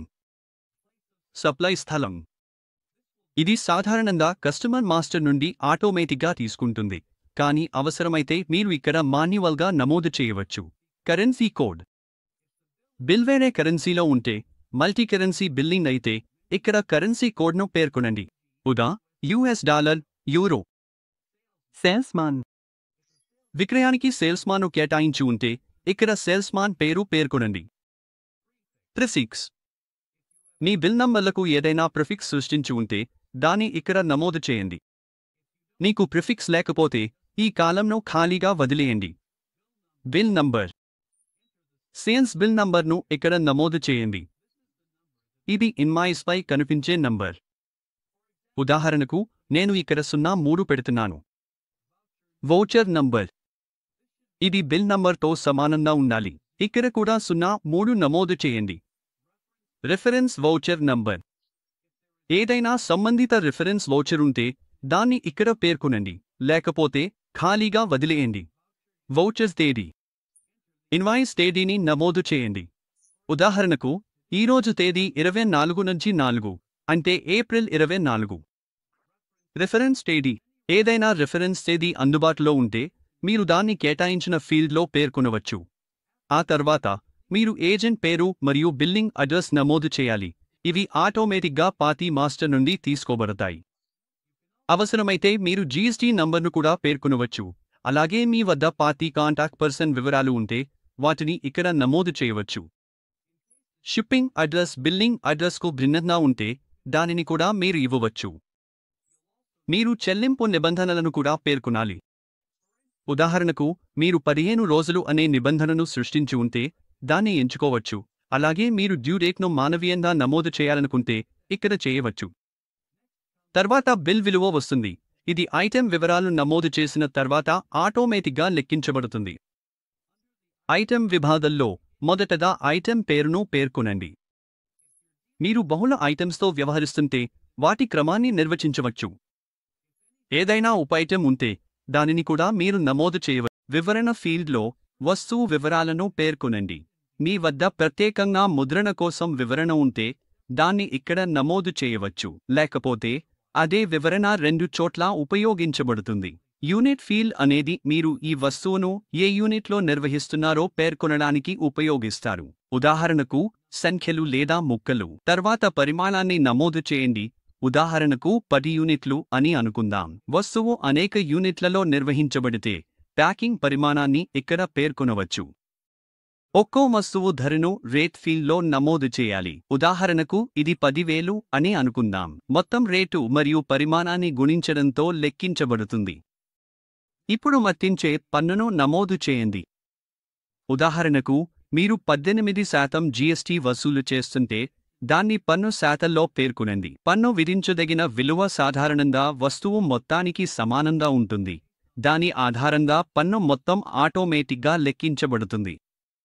పన్ను శాతంను మళ్లీ ట్యాక్స్ రేట్ ఫీల్డ్లో కూడా పునరావృతం చేయాలి. మీరు కాన్ఫిగరేషన్లో మిస్సెలేనియస్ 1, 2 లేదా 3 వంటి ఏదైనా అదనపు ఫీల్డ్స్ను ఎనేబుల్ చేసి ఉంటే వాటి రేట్లు లేదా విలువలు వర్తిస్తే వాటిని అనుగుణంగా పేర్కొనవచ్చు. ఈ ఫీల్డ్స్ వస్తువు స్థాయిలో అవసరమైన అదనపు సమాచారాన్ని నమోదు చేయడంలో సహాయపడతాయి. ఈ వివరాలన్నీ ఎక్సెల్లో సరిగ్గా నింపిన తర్వాత ఫైలును సేవ్ చేసి అలైన్ బుక్స్లోని సేల్స్ ఆర్డర్ ఇంపోర్ట్ ఆప్షన్ ద్వారా అప్లోడ్ చేయవచ్చు. ఇది అనేక ఆర్డర్లను ఒకేసారి మానవీయంగా నమోదు చేయకుండా త్వరగా మరియు సమర్థవంతంగా సృష్టించే మార్గం. తర్వాత మనకు సేల్స్ క్రెడిట్ నోట్ మరియు సేల్స్ డెబిట్ నోట్ ఉన్నాయి. ముందుగా సేల్స్ రిటర్న్ మరియు సేల్స్ క్రెడిట్ నోట్ మధ్య తేడా ఏమిటో తెలుసుకుందాం. మీరు మీ ఇన్వెంటరీపై ప్రభావం చూపించకుండా కేవలం కస్టమర్ ఖాతా లేదా లెజర్లో సర్దుబాటు చూపించాలనుకుంటే మీరు సేల్స్ క్రెడిట్ నోట్ సృష్టించాలి. అయితే వస్తువులు నిజంగా మీ ఇన్వెంటరీకి తిరిగి వస్తే మరియు దాన్ని ప్రతిబింబించాల్సిన అవసరం ఉంటే మీరు సేల్స్ రిటర్న్ ఆప్షన్ను ఉపయోగించాలి. ఇప్పుడు మీరు సేల్స్ క్రెడిట్ నోట్ను ఎప్పుడు ఉపయోగించాలి? మీరు కస్టమర్కు డ్యామేజ్ అయిన వస్తువులకు రీఫండ్ లేదా డిస్కౌంట్ ఇస్తున్నట్లయితే, లేదా అసలు ఇన్వాయిస్లో పొరపాటున ఎక్కువ విలువ చూపబడితే మీరు సేల్స్ క్రెడిట్ నోట్ జారీ చేయవచ్చు. మరోవైపు ఇన్వాయిస్ తక్కువగా విలువ చేయబడినట్లయితే లేదా ఫ్రైట్, సర్వీస్ ఛార్జీలు వంటి ఖర్చులను జోడించడం మర్చిపోయినట్లయితే మీరు సేల్స్ డెబిట్ నోట్ సృష్టించాలి. ప్రక్రియను చూద్దాం. క్రెడిట్ నోట్ మరియు డెబిట్ నోట్ రెండింటికీ వౌచర్ స్క్రీన్ ఒకేలా ఉంటుంది. ముందుగా పార్టీని ఎంచుకోండి. ఉదాహరణకు బై డొమైన్ను ఎంచుకోండి. తర్వాత బిల్ నంబర్ మరియు బిల్ తేదీతో సహా ఇతర వివరాలను పూరించండి. ఉదాహరణకు బై డొమైన్కు డిస్కౌంట్ ఇస్తున్నారని అనుకుందాం. సర్వీసెస్ కింద కొత్త ఐటెంను సృష్టించండి. డిస్కౌంట్ పేరు, క్వాంటిటీని 1, మొత్తం ₹1000 నమోదు చేయండి. ఈ క్రెడిట్ నోట్ జారీ చేయబడుతున్న రిఫరెన్స్ నంబర్ను కూడా పేర్కొనండి. ప్రస్తుతం మీరు ఇక్కడ యాదృచ్ఛికంగా ఒక రిఫరెన్స్ నంబర్ను నమోదు చేయవచ్చు. అదేవిధంగా మీరు సేల్స్ డెబిట్ నోట్ సృష్టించడానికి కూడా ఇదే దశలను అనుసరించవచ్చు. ఇది ద్వారా మనం ఇప్పుడు మొత్తం సేల్స్ ప్రక్రియను అంచనా, sales order, dispatch, sales invoice, credit note, debit note మరియు సేల్స్ రిటర్న్ వరకు పూర్తిగా కవర్ చేశాం. ఇప్పుడు తదుపరి భాగానికి, అంటే పేమెంట్ రిసీప్ట్కి వెళ్దాం. మీ కస్టమర్ నుండి వచ్చిన మొత్తాన్ని నమోదు చేయడానికి సేల్స్ మెనూలోని రిసీట్స్ పేమెంట్లోకి వెళ్ళండి. కొత్త వౌచర్ విండో కనిపిస్తుంది. ఇప్పుడు ఫీల్డ్స్ను ఒక్కొక్కటిగా చూద్దాం. ముందుగా వౌచర్స్ తేదీని ఎంచుకోండి. తర్వాత పార్టీని ఎంచుకోండి. మళ్ళీ ఉదాహరణకి బై ద వే అని అనుకుందాం. ఇప్పుడు మీరు మొత్తం స్వీకరిస్తున్న క్యాష్ లేదా బ్యాంక్ ఖాతాను ఎంచుకోండి. ఉదాహరణకి మీ బ్యాంక్ ఖాతాను ఎంచుకోండి. స్వీకరించిన మొత్తాన్ని నమోదు చేయండి. ఉదాహరణకి 10,000 భారతీయ రూపాయలు. పార్టీ బ్యాంక్ రెఫరెన్స్ నంబర్ కింద పార్టీ చెల్లింపు చేసిన బ్యాంక్ను పేర్కొనండి. కొత్తదాన్ని సృష్టించడానికి ప్లస్పై క్లిక్ చేయవచ్చు. ఉదాహరణకి ఐసిఐసిఐ బ్యాంక్. తర్వాత తేదీ ఫీల్డ్ను పేర్కొనండి. ఇది కస్టమర్ చెల్లింపు చేసిన అసలు లావాదేవీ తేదీ. ఉదాహరణకి కస్టమర్ ఏప్రిల్ 27న చెల్లించాడని అనుకోండి, కానీ మీరు దీని ఏప్రిల్ 29న నమోదు చేస్తున్నట్లయితే తేదీ ఫీల్డ్లో ఏప్రిల్ 27 నిమిషాలు, వౌచర్ తేదీలో ఏప్రిల్ 29 నిమిషాలు పేర్కొనండి. మీరు విదేశీ కరెన్సీలో చెల్లింపు స్వీకరిస్తే సంబంధిత కరెన్సీని ఎంచుకోండి. ఉదాహరణకి ఇది యుఎస్ డాలర్లలో ఉంటే కన్వర్షన్ రేట్ ఆప్షన్ అందుబాటులోకి వస్తుంది. తద్వారా మీరు చెల్లింపును భారతీయ రూపాయల్లో ఖచ్చితంగా నమోదు చేయవచ్చు. డిఫాల్ట్ కరెన్సీ ఒక భారతీయ రూపాయిగానే ఉంటుంది, మీరు ప్రత్యేకంగా పేర్కొనకపోతే. ఇప్పుడు బిల్ విభాగానికి వెళ్లుదాం. ఇక్కడ మీరు అన్ని బిల్లింగ్ సమాచారాన్ని చూస్తారు. బిల్ నంబర్, బిల్ తేదీ, డ్యూ డేట్, డెబిట్ లేదా క్రెడిట్, బిల్ మొత్తం, కన్వర్షన్ రేట్, డిఫాల్ట్గా 1, పెండింగ్ మొత్తం మరియు అడ్జస్ట్ నో ఫీల్డ్ ఉంటాయి. ఉదాహరణకి మీరు ఈ బిల్లుకు 10,000 భారతీయ రూపాయలు అడ్జస్ట్ చేయాలనుకుంటున్నారు. అడ్జస్ట్ నౌపై క్లిక్ చేస్తే ఈ మొత్తం అనుగుణంగా అడ్జస్ట్ అవుతుంది. మీరు కస్టమర్కు ఏదైనా డిస్కౌంట్ ఇచ్చి ఉంటే ఆ డిస్కౌంట్ మొత్తాన్ని ఇక్కడ నమోదు చేయవచ్చు. మీరు రిఫరెన్స్ నంబర్, రిఫరెన్స్ తేదీ, బిల్ బ్రాంచ్ను ఎంచుకోవచ్చు. అవసరమైతే లావాదేవీకి సంబంధించిన సబ్పార్టీని కూడా ఎంచుకోవచ్చు. ఉదాహరణకి బిల్లులో మిగిలిన మొత్తం టాక్సబుల్ విలువ ₹84,745 ఉందని, మీరు అందులో ₹10,000 అడ్జస్ట్ చేస్తున్నారని అనుకుందాం. దీంతో పెండింగ్ మొత్తం అనుగుణంగా తగ్గిపోతుంది. మీ కస్టమర్ ఒకేసారి అనేక బిల్లులకు కలిపి, ఉదాహరణకి 6 బిల్లులకు ₹1,00,000 చెల్లించి ఉంటే, ఆ మొత్తాన్ని ఆటోమేటిక్గా FIFO first in first out పద్ధతిలో అడ్జస్ట్ చేయాలనుకుంటే సింపుల్గా ఆటో అడ్జస్ట్పై క్లిక్ చేయండి. ఇది చెల్లింపును మొదటగా ఉన్న బిల్లులపై వరుసగా పంపిణీ చేస్తుంది, మొత్తం ₹1,00,000 పూర్తిగా కేటాయించబడే వరకు. తర్వాత మీరు ఏవైనా నోట్స్ రికార్డ్ చేయాలనుకుంటే నరేషన్ ఫీల్డ్ ఉంటుంది. ఇక్కడి నుంచి మీరు రసీదు కాపీని కూడా అటాచ్ చేయవచ్చు. TDS కట్ చేసినట్లయితే TDS మొత్తం మరియు అవసరమైతే పైన కూడా నమోదు చేయండి. విలంబిత వడ్డీ ఛార్జీలు, ఓవర్టైమ్ ఫీజులు లేదా బ్యాంక్ ఛార్జీలు ఉంటే వాటిని కూడా ఇక్కడ పేర్కొనవచ్చు. అన్ని వివరాలు నింపిన తర్వాత మీ సేల్స్ బిల్కు చెల్లింపు రసీదును నమోదు చేయడానికి సింపుల్గా సేవ్ క్లిక్ చేయండి. ఇప్పుడు మనం చెక్ రిటర్న్ ఆప్షన్కి వెళ్లుదాం. చెక్ డిషానర్ అయినప్పుడు లేదా ఏదైనా కారణంతో మీరు మీ పార్టీకి తిరిగి ఇస్తున్నప్పుడు ఇది ఉపయోగిస్తారు. ఒక చెక్ రిటర్న్ ఎంట్రీ క్రియేట్ చేయాలంటే పార్టీ పేరును సెలెక్ట్ చేయండి. ఉదాహరణకు బై ది వే. చెక్ మొత్తాన్ని నమోదు చేయండి. చెక్ నంబర్ను పేర్కొనండి. బ్యాంక్ ఛార్జీలు ఏవైనా ఉంటే వాటిని ఇక్కడ నమోదు చేయండి. రిఫరెన్స్ కోసం ఒక నరేషన్ జోడించండి. చెక్ ఒక రసీదుకు లింక్ అయి ఉంటే ఇక్కడ కూడా దాన్ని లింక్ చేయవచ్చు. అన్ని వివరాలు నమోదు చేసిన తర్వాత సేవ్ క్లిక్ చేయండి. ఇంతో చెక్ రిటర్న్ ప్రక్రియ పూర్తయింది. చివరగా మన దగ్గర అప్డేట్ లాజిస్టిక్స్ ఆప్షన్ ఉంది. ఈ ఫీచర్ ద్వారా మీరు అన్ని వౌచర్లలో లాజిస్టిక్స్ వివరాలను ఒకే విండోలో నుంచి అప్డేట్ చేయవచ్చు. దీనివల్ల మీ వర్క్ఫ్లో వేగంగా, సమర్థవంతంగా ఉంటుంది. మునుపు చర్చించినట్లుగా ప్రతి వౌచర్ను విడిగా ఓపెన్ చేయాల్సిన అవసరం లేకుండా ఈ సెక్షన్లో షిప్పింగ్ లేదా లాజిస్టిక్ వివరాలను ఎడిట్ చేసి అప్డేట్ చేయవచ్చు. ఇప్పుడు ఒకే విండోలో అన్ని వౌచర్లకు లాజిస్టిక్స్ వివరాలను ఎలా అప్డేట్ చేయాలో చూద్దాం. మీరు 10 డిస్పాచ్ డాక్యుమెంట్లలో వాహన నంబర్ను అప్డేట్ చేయాలనుకుంటే ఇక్కడ ఒకేసారి చేయవచ్చు. సింపుల్గా డిస్పాచ్ను సెలెక్ట్ చేసి తర్వాత ఓకే క్లిక్ చేయండి. ఈ సందర్భంలో నా దగ్గర ఒక్క డిస్పాచ్ రికార్డ్ మాత్రమే ఉంది కాబట్టి ఒక్కదానినే చూపిస్తుంది. ఒక్కసారి సెలెక్ట్ చేసిన తర్వాత మీరు షిప్పింగ్ డాక్యుమెంట్ నంబర్, వాహన number, shipping charges, shipping company పేరు, GST number, IRN number, acknowledgement number, eway bill నంబర్ను ఎంటర్ చేయవచ్చు లేదా అప్డేట్ చేయవచ్చు. ప్రతి వౌచర్ను ఒక్కొక్కటిగా ఓపెన్ చేయకుండా లాజిస్టిక్స్ వివరాలను బల్క్లో అప్డేట్ చేయడానికి ఇది చాలా ఉపయోగకరమైన ఫీచర్. ఇప్పుడు మనం టార్గెట్ మాడ్యూల్కి వెళ్లుదాం. ఇక్కడ 2 భాగాలు ఉన్నాయి: target allocation, target evaluation. Target allocation ఈ ఫీచర్ ద్వారా మీరు మీ సేల్స్ టీమ్ లేదా ఏజెంట్లకు టార్గెట్లు సెట్ చేయవచ్చు. ముందుగా ఒక టార్గెట్ టెంప్లేట్ క్రియేట్ చేయండి. ఉదాహరణకి నేను టెస్ట్ అనే పేరుతో ఒకటి క్రియేట్ చేస్తున్నాను. అదే టార్గెట్ అందరికీ వర్తిస్తే కామన్ ఫర్ ఆల్ అనే ఆప్షన్ను టిక్ చేయండి. టార్గెట్ బ్రాంచ్కు ప్రత్యేకంగా ఉంటే ఆ ఆప్షన్ను ఎనేబుల్ చేయండి. తర్వాత ఈ టార్గెట్ ఎవరికోసం అనేది సెలెక్ట్ చేయండి. ఇది సేల్స్మెన్, ఏజెంట్, కస్టమర్ పార్టీ ఎవరికైనా కావచ్చు. నేను ఇక్కడను సెలెక్ట్ చేసి కొనసాగుతున్నాను. మీరు టార్గెట్ ఆధారాన్ని కూడా డిఫైన్ చేయవచ్చు, అంటే మొత్తం సేల్స్ పైన, ప్రత్యేకమైన ఐటమ్స్ పైన, ఐటమ్ గ్రూప్స్ పైన, బ్రాండ్స్ పైన అనేది. మనంను సెలెక్ట్ చేద్దాం. తర్వాత టార్గెట్ టైప్ను స్పెసిఫై చేయండి. Quantity, pack quantity, gross pack quantity, bill amount, tax value. ఉదాహరణకి మీరు క్వాంటిటీ సెలెక్ట్ చేస్తే నెలకు 1000 యూనిట్లు టార్గెట్గా పెట్టవచ్చు. ఈ ఉదాహరణలో నేను బిల్ను ఎంచుకుంటున్నాను. తర్వాత పీరియాడిసిటీని ఎంచుకోండి. ఉదాహరణకి మంత్లీ.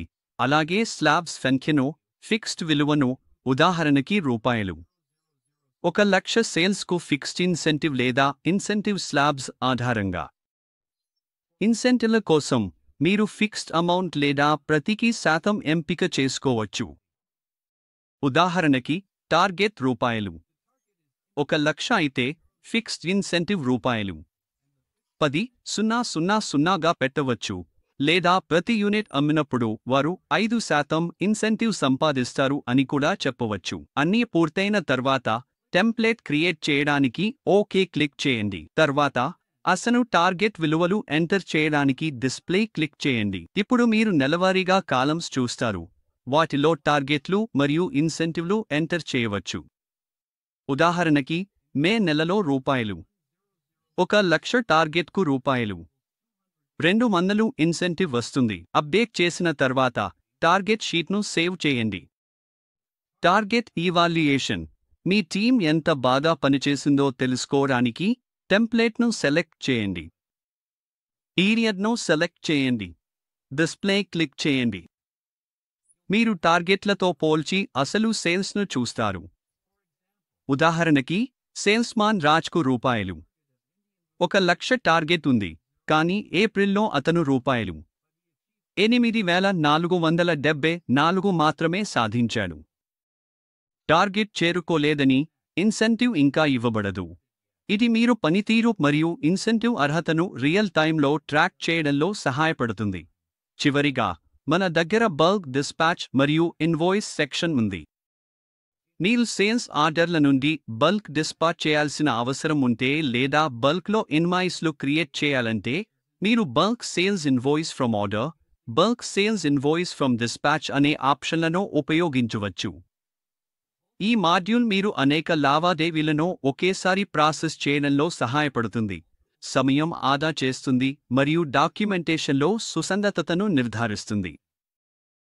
తర్వాత, మన దగ్గర bulk sales invoice from order ఉంది. నేను పార్టీని ఎంచుకుంటున్నాను, ఉదాహరణకి BTW అని అనుకుందాం, మరియు పీరియడ్ను ప్రస్తుత నెలగా ఎంచుకుంటున్నాను. ఇక్కడ నేను ఇప్పటికే సృష్టించిన సేల్స్ ఆర్డర్లు కనిపిస్తాయి. వీటిని సేల్స్ ఇన్వాయిస్లుగా మార్చడానికి సింపుల్గా సేల్స్ పై క్లిక్ చేయండి. సేవ్ చేయడానికి ముందు సిస్టమ్ 2 వివరాలు అడుగుతుంది. మీరు లావాదేవీని సేవ్ చేయాలనుకునే తేదీ, ఈ లావాదేవీని రికార్డ్ చేయాల్సిన గోదాం. నేను ఈరోజు తేదీని ఎంచుకుంటాను. ఇలా 3 సేల్స్ ఆర్డర్లు అన్ని సేల్స్ ఇన్వాయిస్లుగా మారిపోతాయి.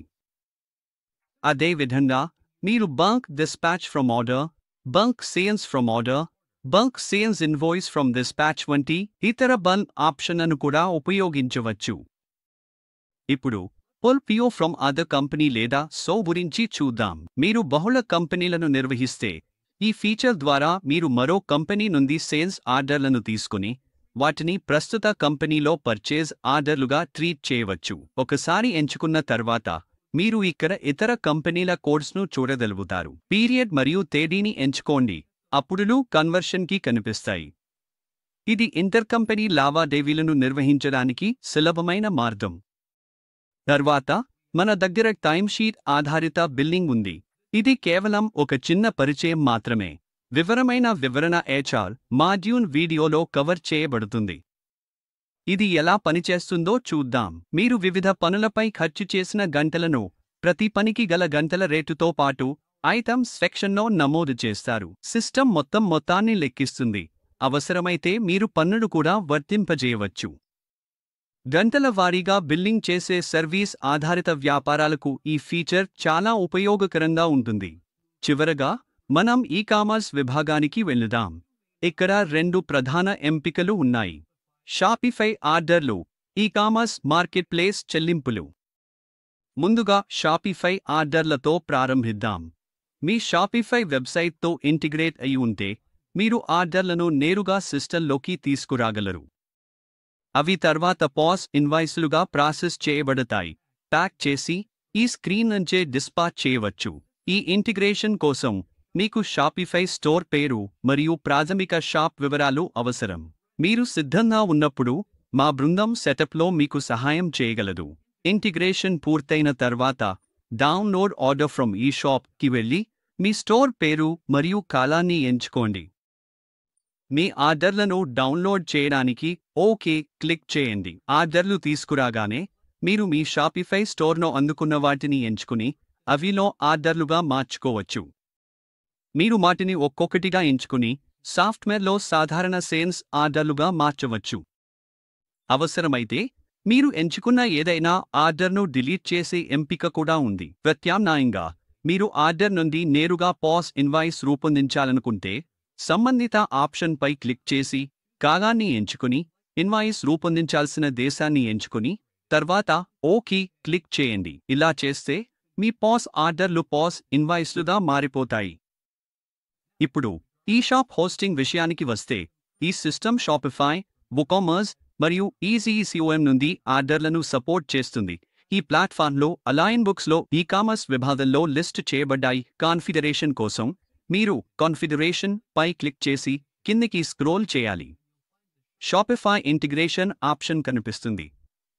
రిజిస్టర్ నౌ పై క్లిక్ చేసి మీ షాప్ వివరాలు మరియు అవసరమైన ఫీల్డ్స్ నమోదు చేసి రిజిస్ట్రేషన్ ప్రక్రియను పూర్తి చేయండి. ఇది మీ షాపిఫై లేదా ఇతర ఈకామర్స్ ఆర్డర్లను అలైన్ బుక్స్ సాఫ్ట్వేర్లోకి తీసుకురావడానికి గల పూర్తి ప్రక్రియ. సేల్స్ మాడ్యూల్ను ముగిస్తున్నాము. ఈ విభాగంలోని ప్రతి ఆప్షన్, డాక్యుమెంట్ గురించి మీకు ఇప్పుడు స్పష్టమైన అవగాహన వచ్చిందని ఆశిస్తున్నాము. చూసినందుకు ధన్యవాదాలు. అలైన్ బుక్స్ను ఎంచుకున్నందుకు ధన్యవాదాలు.